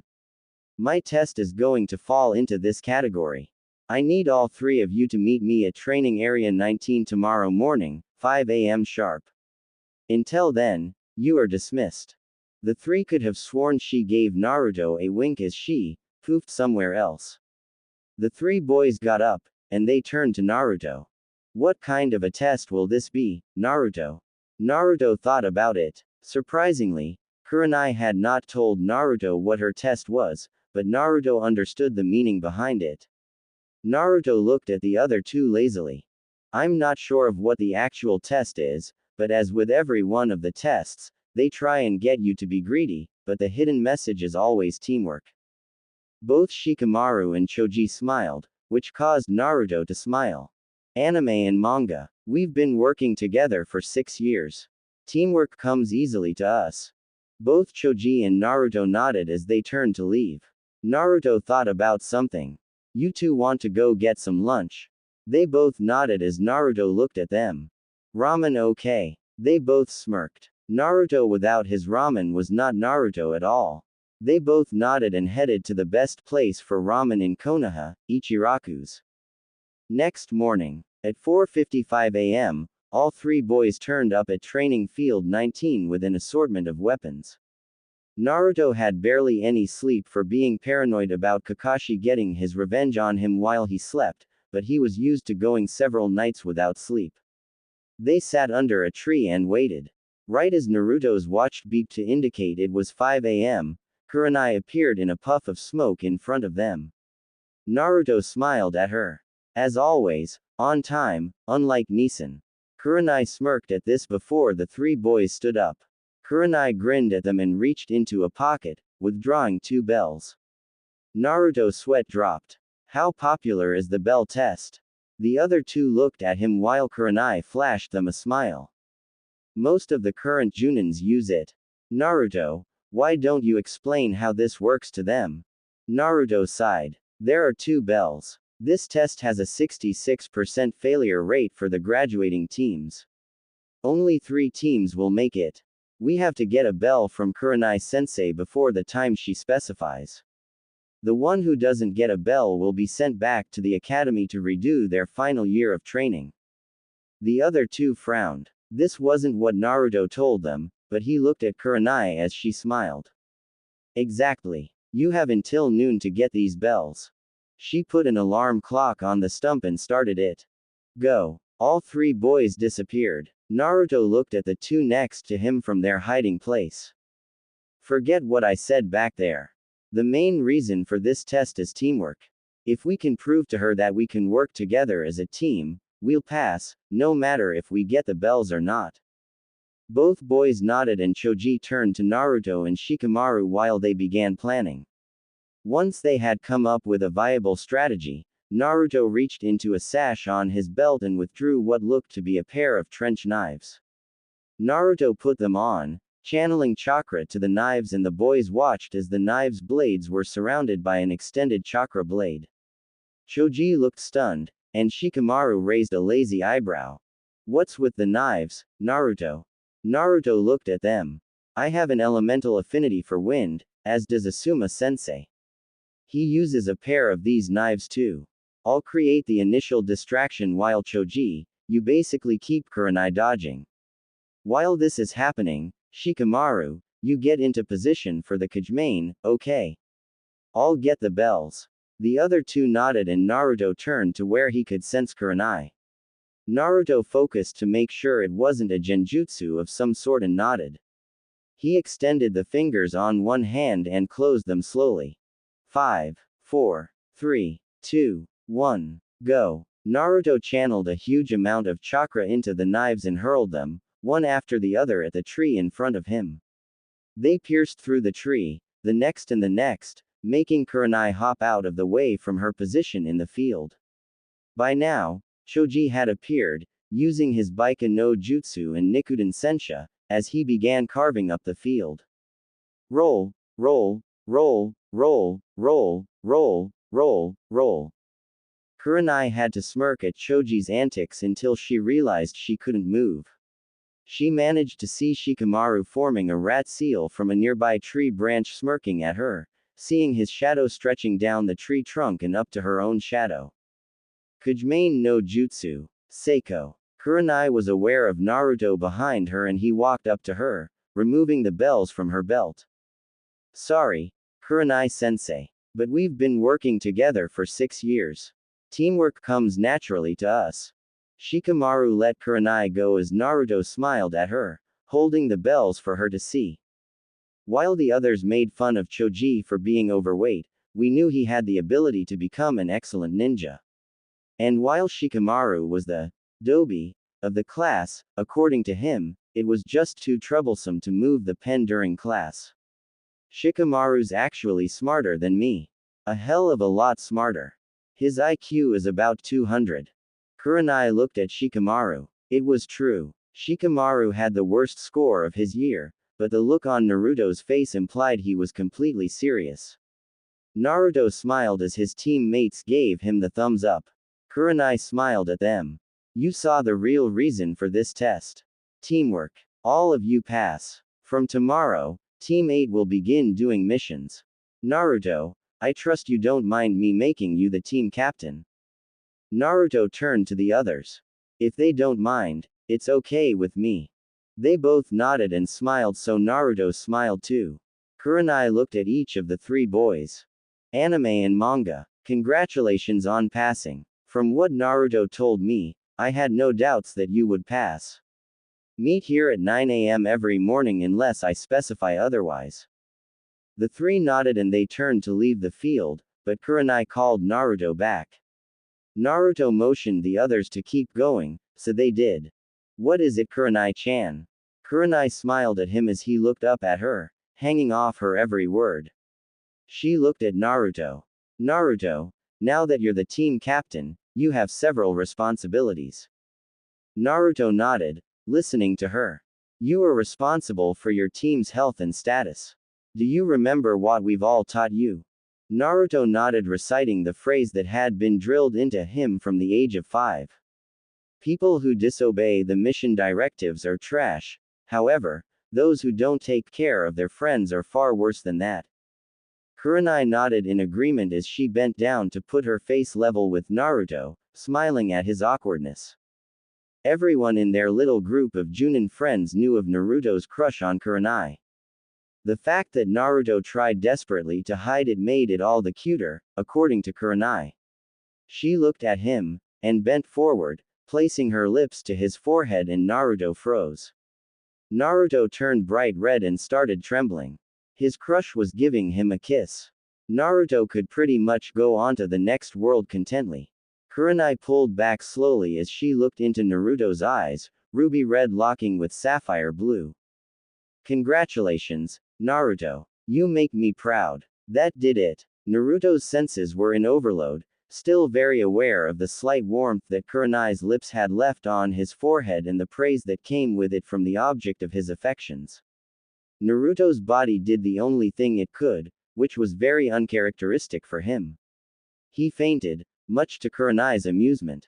Kurenai picked him up, poofing back to Naruto and Kakashi's house to drop him off. 6 days later, Team 8 had been doing many D-rank missions, as well as training by themselves and with others. After the latest mission, Naruto had gone back to Guy for some tips in taijutsu and met up with not only Guy, but his genin team, which Naruto had met about a week after they became Guy's team.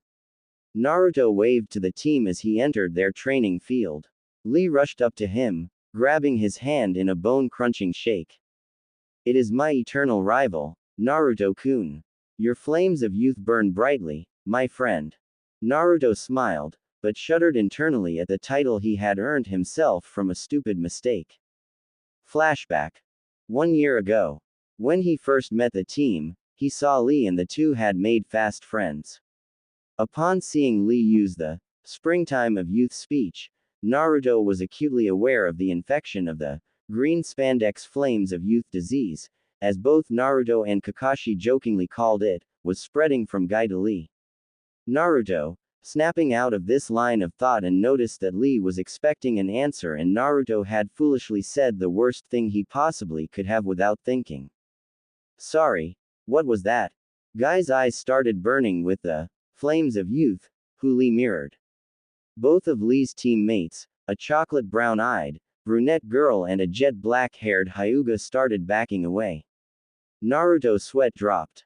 Lee, it seems that my eternal rival's annoyingly hip attitude has passed on to his student. It seems you now have your own eternal rival. Yosh, I will prove with the explosion of youth that hard work will defeat genius every time. Back in the present, Naruto shook his hand and winced slightly at the pressure. Despite both Lee and Guy's passionate talks of the flames of youth, crying, group hugs and the strange genjutsu that usually manifested in the form of something that would usually be equated to a romantic scene, such as waves crashing against a rock in the afternoon sunset, that even with the help of Kurenai's training in genjutsu, Naruto still couldn't figure out how it worked. Both of them were actually quite accomplished fighters and excellent taijutsu sparring partners. Soon enough, Naruto had become friends with the girl, who identified herself as Tenten, and even managed to eventually get under Neji's cool exterior to an extent. Today, Guy was teaching them about opening the celestial gates in a move that can only be used by opening them. After the theory, as well as some tips from both Naruto and Guy, everyone tried. Even though the group knew that Lee had no chakra, he had a surprising knack for opening gates, as did Naruto. Naruto was puzzled as to why Neji could not open them, considering his clan relied on total control of their chakra, but proceeded to open the first gate. Once he closed it, Guy showed them the move, which shocked even Naruto. The move was a highly destructive, self-damaging move, but if you managed to get the enemy with it, they were pretty much guaranteed death. Guy gave Naruto 2 rolls of specially modified medical tape, insisting that he use them to assist with the move. Naruto found that he could control the movement of this medical tape with chakra. Naruto and Lee both undid part of the medical tape around their forearms and aimed for their individual targets, which happened to be 2 rather large logs. Once they opened the first gate, they disappeared, reappearing inside what would be considered the enemy's guard, giving a savage kick to the log, making it fly into the air. One of the things Naruto, Neji and Guy noticed was that when Lee opened a gate was that his body somehow produced chakra while the gate was open. Using this, both boys controlled the medical tape to wrap around the logs, adding an extremely fast rotation to add extra damage to the impact, slamming the logs into the ground. Omid Renge. Both boys fell back, panting from the strain on their bodies as they heard the logs crack and split in half, much to Neji and Tenten's amazement. Lee, having boundless energy, jumped up, cheering and shouting while Naruto just shook his head, trying to get over the pain his body was feeling. Stamina freak. Lee smiled, giving him a nice guy pose, and Naruto shuddered as he saw Lee's teeth sparkle. After training with the 3 for the day, Naruto went home, silently dreading whatever foolish mission they would get tomorrow. Next morning, midday, after a 30-minute meeting, Kurenai had taken the team to receive their mission, much to the chagrin of the team. It was time to find that dreaded cat, Tora again. Naruto just barely suppressed a groan. This was the 4th time this week alone they had to retrieve the daimyo's wife's damn cat. Naruto seriously wished he could just kick the cat clear into the middle of next week so as to avoid it for at least 1 week. When they had caught it, the cat attempted to scratch Naruto until he directed a none too small amount of chakra-infused hatred at the cat, who quietened down immediately. Shikamaru had sighed. Mendokusei. When they reported their success to Mission Command and handed over the offending kitten to the daimyo's wife, she started violently squeezing the cat against her face. Choji smiled as he put more chips into his mouth. No wonder it runs away so often. Naruto was chanting a mantra to himself, which the others heard. Hug it harder. Hug it harder. Hug it harder. Both boys smirked and Kurenai chuckled. The woman left the payment for the Hokage and left the room with a very distressed cat. The Hokage smiled at them. Team 8. Your missions for today include babysitting an elder's grandson, shopping in a nearby town, digging up the potatoes. Naruto sighed and shook his head before speaking the other 3's opinions. Old man, do you realize the content of the missions you're giving us? I really don't see how these could be classified as missions for ninja. These are tasks that should be delegated to regular civilians. A ninja is supposed to handle his inventory carefully, not squander it on things that they could be used for something that would better suit their purpose. Iruka was going to shout out at Naruto, but his logic was sound. There really was no answer to Naruto's request other than to admit that he was right.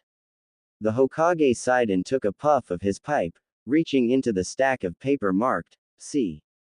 He handed a scroll to Kurenai, giving them a brief summary of the mission. The Wave Country has sent a person to request protection from thugs and bandits as he completes the bridge he is working on. You can come in now. The door opened, and the team turned to see a thick-set man most likely in his 50s. His skin was very tanned, indicating he worked outside most of his life. He reeked of alcohol and the bottle of sake in his hand proved it. He took another swig as he looked over the people that were assigned to protect him. What's the idea of giving me 3 runs for protection? Are you sure they can do it? The blonde looks super stupid. Naruto smiled lazily as he looked at the man. Anime and manga. You know, underestimating a person is a grave mistake that you usually won't live to regret. The old man stopped drinking, a grin spreading over his face. I like you, kid. I was half expecting you to lose your cool. Sorry about that. Naruto waved his hand dismissively.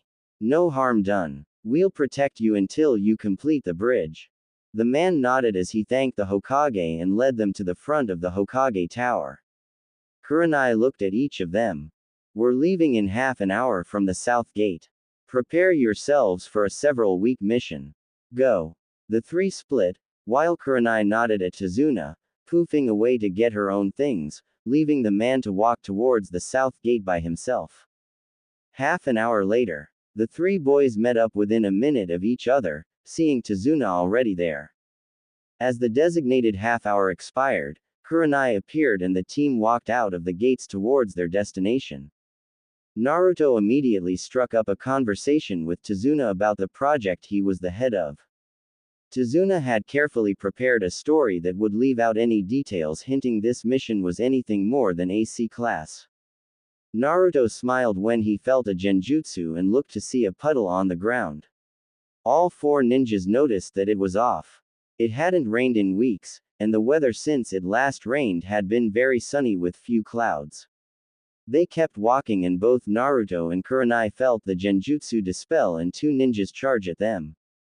Naruto flicked his trusty trench knives onto his hands from their hidden pouches in his sleeves and activated the chakra knives. Kurenai smiled at the team. Go for it. Tazuna looked up to see 2 ninjas wearing face masks, cloaks and a gauntlet on opposing arms that were connected via a chain with their eyes right on him. Shikamaru jumped in front of Tazuna, extending his Kajimane to catch the 2 Chunin-level ninja unaware. Naruto charged forwards, slicing the chain connecting the ninja in half while Choji used his combo to turn into a ball of meat while he began rolling towards them. Roll, roll, roll, roll, roll. The ninja looked at Choji with a look of surprise, fear and a hint of total confusion. Just as Choji was about to impact them, Shikamaru let go of the Kajimane to ensure he didn't receive friendly fire. Choji squashed the 2 ninja and came to a stop. Naruto looked at the 2 ninja who had stars in their eyes.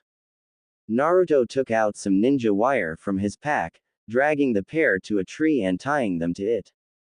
Tazuna looked at the 3 young ninjas in surprise. No wonder the Hokage had assigned this team to him. These guys were good. Naruto slapped the ninja awake to start questioning them. After he thought he'd gotten all of the info out of them he could, which was very little, he used a genjutsu to knock them unconscious for quite some time. Naruto turned to check that his teammates and sensei were uninjured, and they all turned to Tazuna. Naruto spoke for them. We really don't mind taking on enemy ninja, but it's not a good idea to hide that info.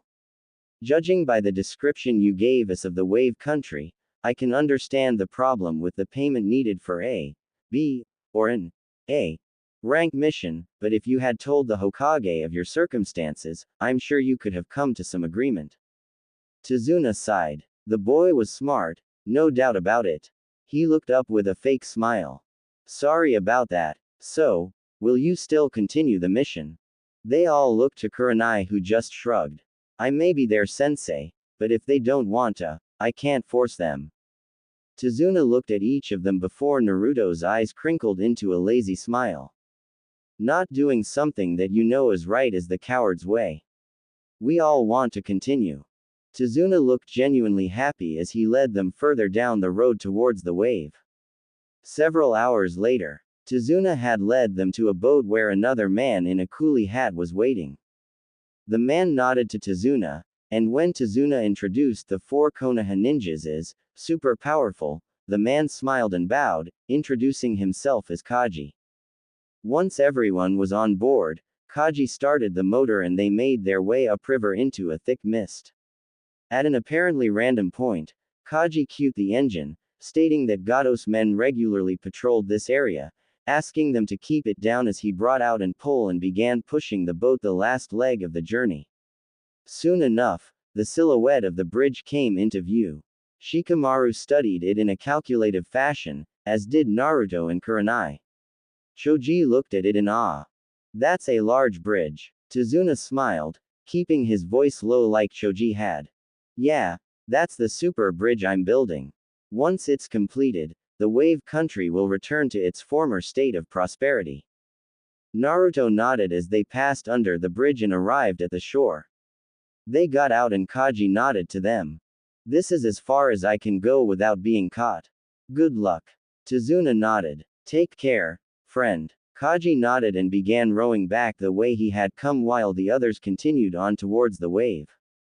After several hours of walking, both Naruto and Kurenai stiffened slightly and Naruto hurled a kunai into a bush. After whatever was in there stopped moving, Naruto went to check what the person wanted. When he cleared the bush, he saw a snow-white rabbit looking at him glassy eyes. Tazuna raised an eyebrow, but Naruto knew there was something off. Rabbits that were this color only came from one country, and wave wasn't it. Naruto felt his danger sense tingling and he jumped to the ground, as did Kurenai and Choji, while Shikamaru took Tazuna down just in time to avoid having their heads separated from their bodies. The massive sword embedded itself into a tree and a figure appeared on the hilt, staring at them over his shoulder. Everyone recovered and looked at the man. Kurenai's eyes narrowed at him in recognition. Momochi Zabuza, S. Class Nukenin, former member of the 7 Shinobi Swordsmen. This is the last place I expected to run into you. Zabuza heffed and turned around fully, focusing on Kurenai. Yuahi Kurenai, Genjutsu Mistress of Konoha, A. Rank. I see you've brought some brats with you. How long do you think they'll last? Kurenai raised an eyebrow. Longer than you think. Zabuza raised an eyebrow, that is, if he had one. Instead, the skin where his eyebrow would be just lifted. You seem to have a lot of confidence in these kids. Kurenai smiled coldly at Zabuza. I do, especially since I've trained them. Zabuza laughed mirthlessly as he yanked the sword out of the three and landed, forming a single hand seal. Kirigakur no Jutsu. The light mist around them rapidly intensified into a severe fog, making them incapable of seeing more than 2 meters in any direction. A disembodied voice floated out from all around them. 8 points. Shikamaru and Choji raised an eyebrow. Naruto smiled. Silent killing. He's going for the 8 vital points of the human body. There was laughter from all around them. You know your stuff, kid. Mind telling me what those points are? Naruto's eyes crinkled up as he recited them. Liver, lungs, spine, subclavicle vein, jugular vein, brain, kidneys, heart. There was more laughter before Naruto felt Zabuza appear right in the middle of their group. Exactly. Let's see how many I can get on one swipe. Naruto flashed forward, shoving a kunai into Zabuza's stomach only to see the wound drip water, and not blood. Naruto cursed his luck. Mizu Bunshin. Sure enough, the Bunshin turned to water and splattered onto the ground. Naruto felt another presence behind him. This one was just as weak as the last, so Naruto prepared his plan. You're not bad for a runt. However, this is where you die. Zabuza cleaved Naruto, only to find he puffed into smoke. Cage Bunshin. Naruto appeared behind Zabuza again, one of Naruto's chakra knives held to his neck. Yeah, I would have, though a Junin would never have underestimated an opponent. After all, There are kids my age that are stronger than I am. Naruto was aware of another Zabuza behind him. This one was also a clone, but he felt the real deal appear behind Kurenai. Naruto stood stock still. No matter what he did now, it was highly likely that one of the groups would die. Naruto should have seen this coming. So, you sacrificed pawns until you got me into a false sense of security, and then cornered the queen with yours. I should have seen that. Zabuza smirked again. So you play Shugi. Well, you realize without your queen, you're stuffed right. Naruto sighed, slowly taking his knife back from in front of him. Zabuza smirked and gave Kurenai a savage kick to the back, sending her flying into the water. Naruto used both knives to inflict a wound deep enough on the clones to destroy both of them before looking at Kurenai. Kurenai-sensei. Kurenai got to the surface of the water only to see Zabuza whiz behind her and form several seals, trapping her in a prison of water. He looked back at them. Checkmate. Hand over the old man. Naruto, Choji and Shikamaru got to their feet. Kurenai looked at them. The three of you, get out of here. Naruto, I may have trained you for 7 years, but you're still no match for him. Take Tazuna and run. Naruto sighed. The second you were captured, we lost that option. If we ran, Zabuza would kill you and then pick us off at his leisure. Both Choji and Shikamaru nodded in agreement. Zabuza formed about 10 Mizu buncheons and sent them to stand around the 4 of them. Shikamaru bent down and formed his thinking pose. Naruto and Choji smiled. Whenever Shikamaru formed that pose, he was coming up with a strategy. After about 1 minute, Shikamaru opened his eyes and put his hands by his side. Naruto, I need you to take care of the queen. I'll hold off the pawns with Choji until you deal with him. Naruto nodded and readied himself as Shikamaru pulled out 10 kunai, while Choji prepared to do an old trick. Shikamaru launched the kunai at the clones, who dodged with ease. Choji focused his chakra to his arms. Buban Baika no Jutsu. Choji's arms grew massively disproportionate to his body size, and he brought both hands in a swiping motion, knocking the Zabuza clones back to their original positions where Shikamaru captured them with his clan jutsu that he had extended towards their original positions after throwing the kunai. Kujimane no Jutsu. Seiko. By now, Naruto had long disappeared from his teammate's position and Zabuza felt the boy's presence behind him, running along the top of the water with chakra knives activated. Zabuza smirked and used his free hand to swipe at the boy, who brought the knives up into a defensive position much like a boxer would.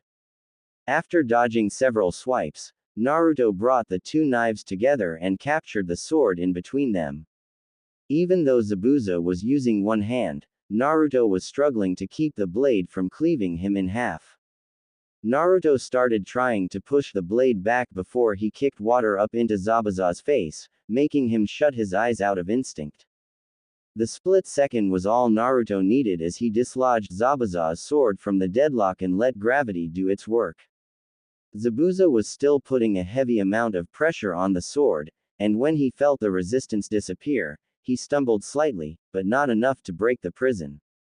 Naruto took care of that by reappearing behind Zabuza, giving him a boot to the small of the back.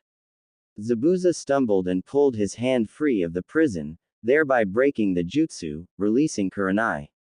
He looked up at Naruto with a wicked glint in his eyes. You're good kid. To be able to take me on in arm taijutsu, even if I only had one hand free and live without a scratch proves that you're good. No wonder your sensei has faith in you. Naruto smiled lazily at him, distancing himself from Zabuza. Kurenai joined him and they both stared at Zabuza, who stared right back. They both waited for the other to make the first move. Finally, as the splash of water hit the ground that indicated Zabuza's clones had been defeated, the real one started forming hand seals. Naruto instantly recognized the jutsu as one he had seen Kakashi perform not too long ago. However, he still did not know how to perform it, so he used a separate jutsu. Anime and manga. Sweden. Suiuden no Jutsu. Kaden. Karyu Enden no Jutsu. Kurenai had also performed a genjutsu, making her disappear from the naked eye, leaving the two jutsus to take form and collide. The dragon of water headed straight for the dragon of fire, creating a huge explosion of steam and superheated particles of water. Kurenai had used this time to reappear behind Zabuza with a kunai to his neck. It's over, Zabuza. Checkmate. Zabuza started to relax, knowing he had lost when he felt two Senbon needles pierce his neck, and he dropped to the ground, or in this case, the surface of the water, and began sinking until a young child with a mask, signifying he was either an Anbu or hunter nin, appeared, pulling Zabuza's body out of the water. Indeed, it is checkmate. I have been hunting Zabuza for several months now. He had proven elusive. Thank you for your assistance. Kurenai nodded slowly as the boy put the body over his shoulder. Naruto raised a lazy eyebrow. So, are you going to get rid of the body? I can see it would be hard to do on water, but why not do it over there where my friends are? Naruto motioned over to Choji, Shikamaru and Tazuna. The hunter nin looked there and then gave a slight shrug, disappearing. Naruto cursed. The boy had left the area. Great. The boy took Zabuza somewhere else. I get the feeling that he wasn't what he claimed he was. Kurenai nodded as they went back to shore, heading the last part of the way to the main village of the wave. That afternoon, Tazuna had led the group to a house that looked slightly better quality than the rest, which were not exactly what the group would call houses. Tazuna hadn't been kidding when he said this country was poor. He opened the front door and led them in. Tazuna led them into a room that seemed to be a living room, dining room and kitchen rolled into one. A young woman with long black hair came inside. Dad, are you okay? Tazuna nodded, smiling. I'm fine, Tsunami, thanks to these super guys. They saved me twice on the way here. Tsunami smiled at the three boys and the woman. Thank you. The bridge is our last hope to get out of this poverty. If we lost Dad, that would be the end of it. Kurenai introduced them to Tsunami as she sat them down, making everyone a cup of tea and chatting about the mission. That night, Teammate and the three occupants of the house were sitting around the table eating dinner. Shikamaru, Choji and Naruto were talking about training, as well as some other things. Out of nowhere, the boy who was apparently Tsunami's son slammed his hands on the table, catching everyone's attention. Why do you bother trying so hard? You can't defeat Gatos men. If you go up against him, you'll just die. Naruto just smiled at him. Inari, do you believe in heroes? The three owners of the house looked at Naruto warily, but he continued on. There are two types of heroes in this world. Regular heroes and martyrs. Being either type of hero has its advantages and disadvantages. The former has to be smart enough to stay alive, or else they'll become a martyr. However, martyrs usually set an example to the people around them that they are not afraid to die to protect those close to them, and also have a dying wish for those close to him or her. Which type do you think I am? Inari looked at Naruto for a few seconds. Martyr. Naruto shook his head. I can't become a martyr yet. Not until I achieve my dream. Until my dream is achieved, I will live life in a way that will leave me with no regrets. You should do the same. Inari was shocked that Naruto had used the line his father used. However, Inari still wasn't finished. But how would you know what it's like for someone close to you to die? I bet you've lived a sheltered life. Naruto shook his head. For the first 4 years of my life, I had nothing. No one. I was hunted as a monster by mobs of villagers, who took special pleasure in beating me to near death on my birthday. On my 4th birthday, I found someone precious to me. He saved me from the regular mob and even adopted me. From that moment on, I vowed to protect the people important to me with all my strength. Inari, we're the exact opposite in some ways. I started with no family and gained them, while you started with a full family and lost some.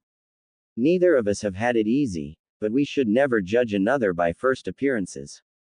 Everyone except Kurenai was shocked, speechless. Naruto had lived that kind of a life yet was as happy as he was.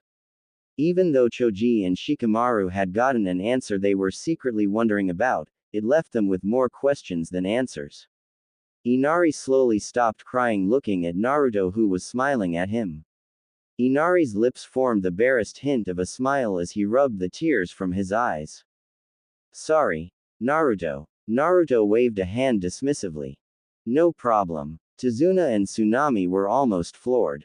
Naruto, in the space of a minute, had completely changed Inari's beliefs, and waved off his apology for the outburst like he was used to such things every day. This boy was by no stretch of the imagination ordinary. Naruto got up and bent down and looked Inari in the face. Inari, if you want to stop people precious to you dying, grow strong enough to protect them. Naruto pulled several shuriken, kunai and a coil of ninja wire from his ninja pack and handed them to Inari, who looked at them like it was a godsend. Naruto gave Inari a warning. Be careful how you use them. They can very seriously hurt people. Make sure you get at least a year's practice with them before you even think of bringing them out near people unless it's an absolute emergency. Practice with them in an area where you're sure no people are around, okay?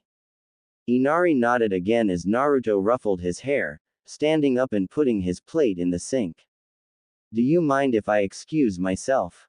I'm feeling rather tired from today's fights. Everyone else in the room was still trying to recover from the revelations of the past several minutes, but Tazuna nodded dumbly. No problem. Naruto left the group to head to the boys' room and stripped down to his boxers, before taking a quick shower to get rid of the sweat and grime covering his body. As he walked out of the bathroom with a towel around his waist, he acutely aware of Kurenai just entering her room when she saw Naruto come out. They stared at each other for a moment, not sure what to say or do. Kurenai saw Naruto's well-toned body and begun to blush as a few perverted thoughts ran through her mind. Naruto, seeing Kurenai blush, blushed in return. Both of them kept getting redder until Naruto turned and faced the bedroom. Gomenasai, Kurenai-chan. Kurenai shook her head. I should be the one apologizing, Naruto. Anime and manga. They both shrugged it off and went into their rooms. Choji and Shikamaru came in soon after Naruto had changed into his sleepwear. Both boys saw Naruto staring dreamily at the ceiling and knew that look anywhere. It was the same look Naruto had on his face the day after they had passed the Genin exam. Both boys ignored it and got changed before getting into their futons and turned out the lights. Next morning, Naruto was the first awake, as he usually was, just before dawn. Naruto got out of bed, dressed and crept out of the room so as not to wake the others. He stepped outside and jumped onto the roof to watch the unobstructed view of the sun rising. He became aware of Kurenai walking out of the house. She saw him and jumped up next to him, taking a seat. After a minute, Kurenai broke the silence. What you did for Inari yesterday was really kind. Naruto sighed. But it was all true. Kurenai chuckled. That was practically Naruto's standard answer to all praise for his support of others. I know, and that's what made Inari make a change for the better. You're really unusual, Naruto. Not many people could do that sort of thing in under a minute. Naruto smiled at the praise. He leant his head on her shoulder, which she didn't resist, and they watched the sun make its first appearance over the horizon, turning the sky from black to an odd purple, indicating twilight before it slowly turned to red, orange, yellow, and finally blue. By now, the rest of the house was up, so Naruto took his head off her shoulder, blushing a bit before they hopped down, going inside for breakfast. Once everyone was at the table, the mood was much lighter than last night. In fact, Inari was shoveling down his food with gusto usually seen by famished people. After everyone had finished, Tsunami took the plates and began washing up. Kurenai turned to Tazuna. From what I've been able to figure out last night, Zabuza may have been put into just a near-death state, he's not actually dead. Tsunami let a plate drop from her fingers which shattered on the ground while Tazuna let the chopsticks in his hand clatter to the table while Inari looked at her. Naruto nodded in agreement. The weapon the boy used was questionable. Normally, Senbon needles are used in medical acupuncture, and the chances of getting a kill in 2 needles is for all intents and purposes, 0. The only way you could achieve something like that is if you trained from a young age using solely needles and had an incredible understanding of the human anatomy. Shikamaru nodded in agreement, adding his own 2 cents. From what I know of how Anbu and Hunter Nins work, once they kill their target, they are required to destroy the body on the spot, taking back something like the head as proof of the kill. Regardless of the fact that Zabuza died on the water, Naruto had told the boy to go to the shore we were on, which was the nearest stable ground, but he disappeared. I'd say he was actually working with Zabuza. Both Naruto and Kurenai nodded in agreement. Tazuna was visibly shaking, but Naruto smiled at him. He was lucky to get away last time. The only thing that saved him was the boy. Now that we know about him, it won't happen again. From an injury like that, he won't be getting out of bed for at least another half a week. Even then, he won't attack us for another few days until he gets his strength back. All the other ninjas in the room nodded to show they agreed with the analysis. Tazuna sighed. Well, at least by that stage, the bridge should just about be complete. They chatted a bit more before Tazuna brought out a list of things that he needed doing. Some things involved getting supplies for the bridge, such as hand tools, screws, bolts and nuts. Others included buying some groceries for dinner that night. Kurenai took stock of the list and assigned each person duties. Choji went to get the groceries while Shikamaru went to get the supplies for the bridge. Kurenai opted to guard the bridge, which left Naruto to guard the house. Naruto smiled as he turned to Inari. Well, since I'm here, I can help you practice with the things I gave you. Inari hugged Naruto and ran off to get the kunai, shuriken and wire. Once he had returned, Naruto looked at Tsunami. Tsunami-san, we won't be going far, however, if anything happens, either drop or throw this to the ground, okay? Naruto handed Tsunami a brown ball which she took. What is it, Naruto? It's a flash bomb. I'll see it from a mile off. Remember, whatever you do, close your eyes as you throw it. Otherwise, you'll end up temporarily blinded. Tsunami nodded slowly and put the ball in her dress pocket, and Naruto led Inari out the door to a nearby tree. Making sure no one was around, Naruto began instructing Inari on how to throw each implement and also a few things he could do with the wire. By the time it was dusk, Inari was amazed at the patience Naruto had with Inari's constant stuff-ups. Naruto stood up and packed away his own gear. Come on, Inari, it's almost dinner time. Inari stood up. Asu. Inari grabbed his weapons and followed Naruto back to the house just in time to see Kurenai and Tazuna returning as well. About a week later. For the next 5 or so days, everything was pretty much the same. On the 5th day, Naruto was waiting for Inari to arrive at the tree when he felt the flash bomb go off.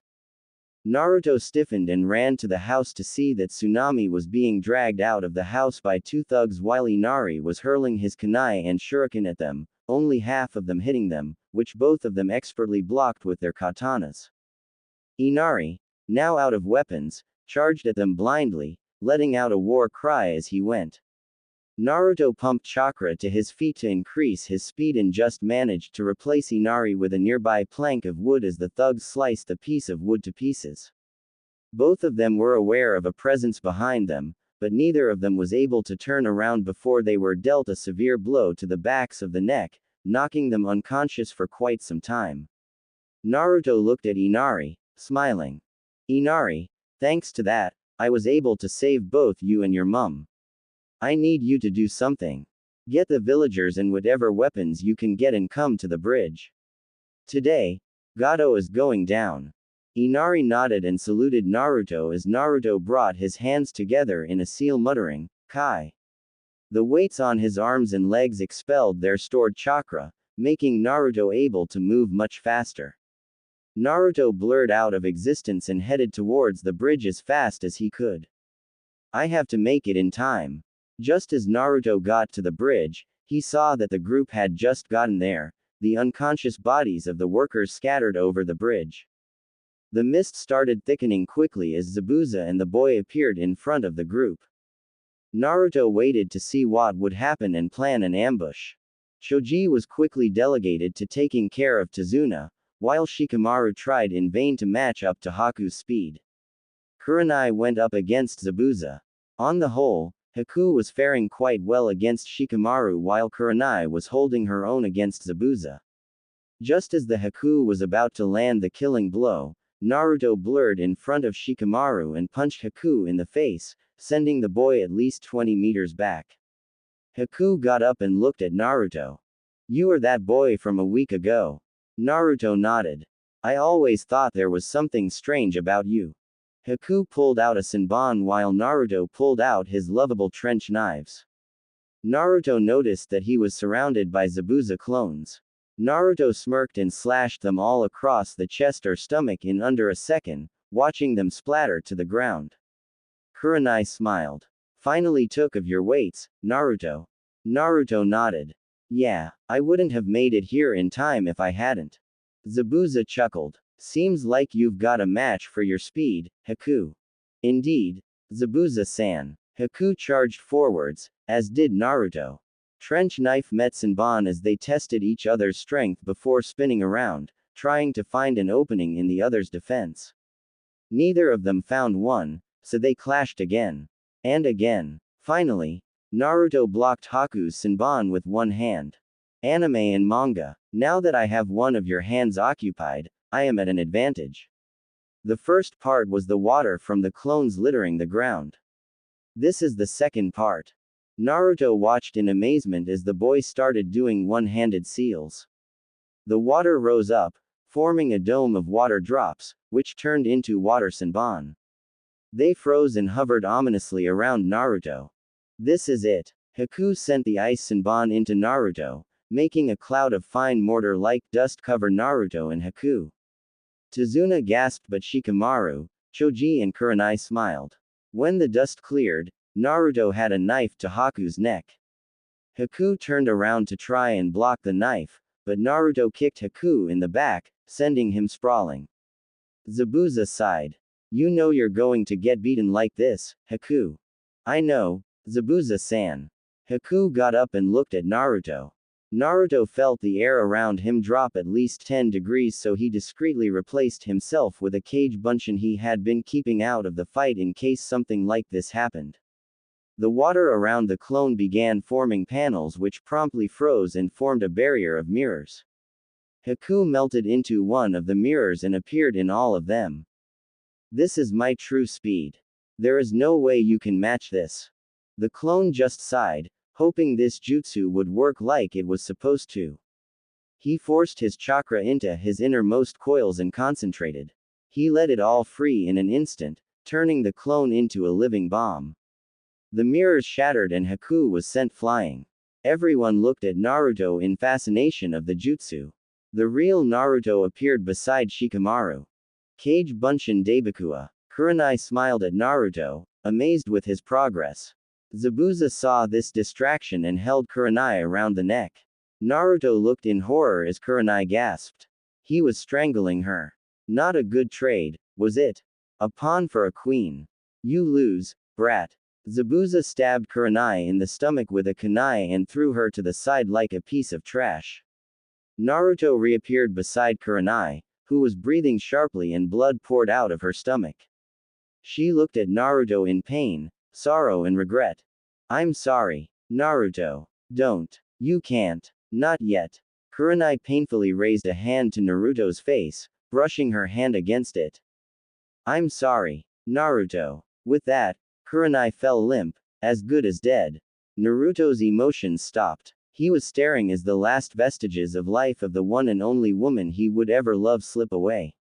Zabuza laughed. "First death, brat. Get used to it." Naruto lowered his head and hugged Kurenai to him, willing her to come back to life.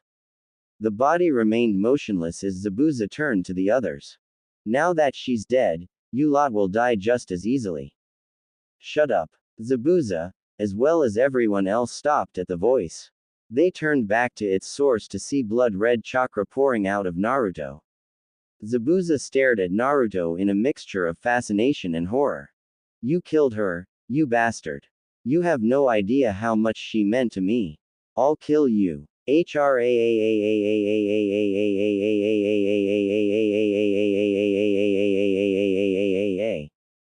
The chakra exploded off Naruto, making everyone stumble back at the sheer magnitude of it. Even the water of the river sent shockwaves out from Naruto's position above it while the bridge around Naruto began cracking and buckling under him. When Naruto turned to face Zabuza, everyone's blood ran cold. Naruto's eyes were no longer the calm blue they were used to. They were blood red and they screamed bloody murder. Naruto's hair was no longer neat, it had a very feral quality to it. The chakra around Naruto began to form a single helix and then condensed about 10 meters above him, forming the face of a fox. The chakra subsided and Naruto hunched over, tears spilling from his eyes. You think you're a demon? You're just a pathetic piece of trash. Why don't you find out what a true demon can do? Ha! Naruto thrust his fist forward, sending a wave of rock and dust at Zabuza, blinding him before Naruto charged in, and landing a sickening combo to Zabuza's face, chest and stomach ending with a kick to the chin, which sent him flying back. Zabuza landed in time to see Naruto jump down from on top, slamming into Zabuza's head with both fists, sending Zabuza straight through the bridge and into the water below. Naruto let out a primal roar of anguish, fury and hatred. He jumped off the side of the bridge and proceeded to beat Zabuza to a pulp. Every time Zabuza managed to cast a jutsu to try and keep the boy at bay, Naruto just ran full force into it and blew the jutsu to pieces and kept going as if nothing impeded him. Zabuza quickly realized that this kid was going to kill him, and there wasn't a thing he could do about it. Naruto proceeded to slash and hack Zabuza to pieces before he went in for the killing blow. However, it didn't land, at least, not on its expected target. Haku had jumped in to take the blow for Zabuza from an ice mirror. Naruto's hand went straight through the boy's chest while Haku grabbed Naruto's hand to try and keep him there. Naruto growled in frustration as he ripped his arm out of Haku and threw him to the side, concentrating on his main target. Naruto decided a modified version of the Omid Renge would suit the situation just fine. He disappeared and kicked Zabuza by the chin straight up, making him crash through another place in the bridge. When Naruto jumped back up, he saw that Zabuza was dying, and there was no chance to survive. Naruto walked up to him, lifting up the man by the belt that held his sword to his back. A pawn and the king for a queen. In terms of Shugi, we won. However, I'm going to make sure you feel the pain I am. I'm going to break your heart. Naruto reached his fist back, and began charging chakra to it before he shoved his hand straight through Zabuza's chest, making the man drop dead in Naruto's arm. Naruto threw Zabuza over the side. Now, with the object of his rage dead, Naruto's real senses started returning. His eyes turned from red to blue and the red chakra stopped as he fell to his knees and began sobbing. Everyone became aware of some laughing from the incomplete end of the bridge. They turned to see a large group of thugs as well as a fat man with one arm in plaster laughing. I always thought Zabuza was nothing but a kawaii little demon. Seeing your fight with him, I'm convinced of it. Oh well, I was going to kill him after he had done his job anyway. Hiring ninja from villages is too expensive, and they tend to speak out against the type of work I give them, so renegade nins like Zabuza and his pet are perfect. Then, when I'm finished with them, I just let them wear each other out fighting normal ninja while these guys take care of the rest. It's a great. He didn't get to finish the sentence as an arrow lodged itself in his forehead, making him drop to the ground, dead. Naruto turned to see Inari and the entire wave village with all sorts of makeshift weapons. You won't take another step closer to this village. If you hurt another one of our friends, we'll stop you with everything we have. The villagers raised their weapons in the air, giving a roar of approval. The thugs were indecisive now. Naruto decided to tip the scales further in their favor. He had only a little chakra left, as using the Kyuubi's chakra was tiring to say the least. Naruto formed about 30 cage buncheons with the last of his chakra, and the thugs decided it was a good time to take a hike. Most of them scrambled down the net that their boat was connected to, or the more impatient ones just dived off. Naruto dispelled the clones and he fell to his knees. He then remembered Kurenai and forced himself to go and check on her. Just as he got there, he collapsed, the last of his chakra expended, and entered a deep sleep. A few days later, Naruto awoke in a bed inside an unfamiliar place. Naruto tried to get his bearings before he recalled the events of the bridge. He sat bolt upright, his eyes wide with fear. Kurenai-chan. Naruto looked around to see a man looking at him with shock. The man came and checked up on him. "Are you alright, Naruto-san? You should have been out for quite a few more days." Naruto ripped the bed covers off and started looking around frantically. "Where is she? Naruto, keep it down, this is a hospital." Naruto froze. He pulled the curtain out of the way that separated his bed from the next and saw Kurenai laying there with a mildly irritated look on her face. Not thinking, Naruto lunged and grabbed her into a hug, much to the dismay of the doctor. Anime and manga. Kurenai-chan. Kurenai froze and Naruto realized that her stomach was still quite tender, so he got off her, grinning sheepishly, scratching the back of his head. "Gomenasai, sensei." Kurenai smiled at Naruto. "Don't worry, Naruto. We just don't have your rate of healing." Naruto smiled again as both Shikamaru and Choji came into the room. Choji was munching on a bag of chips while Shikamaru made their presence known. "What's all this troublesome noise? Definitely no surprises there." The doctor gave Naruto and Kurenai a final checkup before exiting the room. All of them sat around Kurenai's bed, a heavy tension in the air. Finally, Naruto sighed. "I guess I owe you guys an explanation." Kurenai raised an eyebrow. "Think they can handle the truth, Naruto?" Naruto looked at her, then at each of the other two. Naruto decided to make them guess by providing the barest facts. "I've told you that my birthday is October 10th, right?" They both nodded. "I'm the same age as you two are." Choji nodded again, not understanding where this was going. Shikamaru, on the other hand, had a fairly good idea.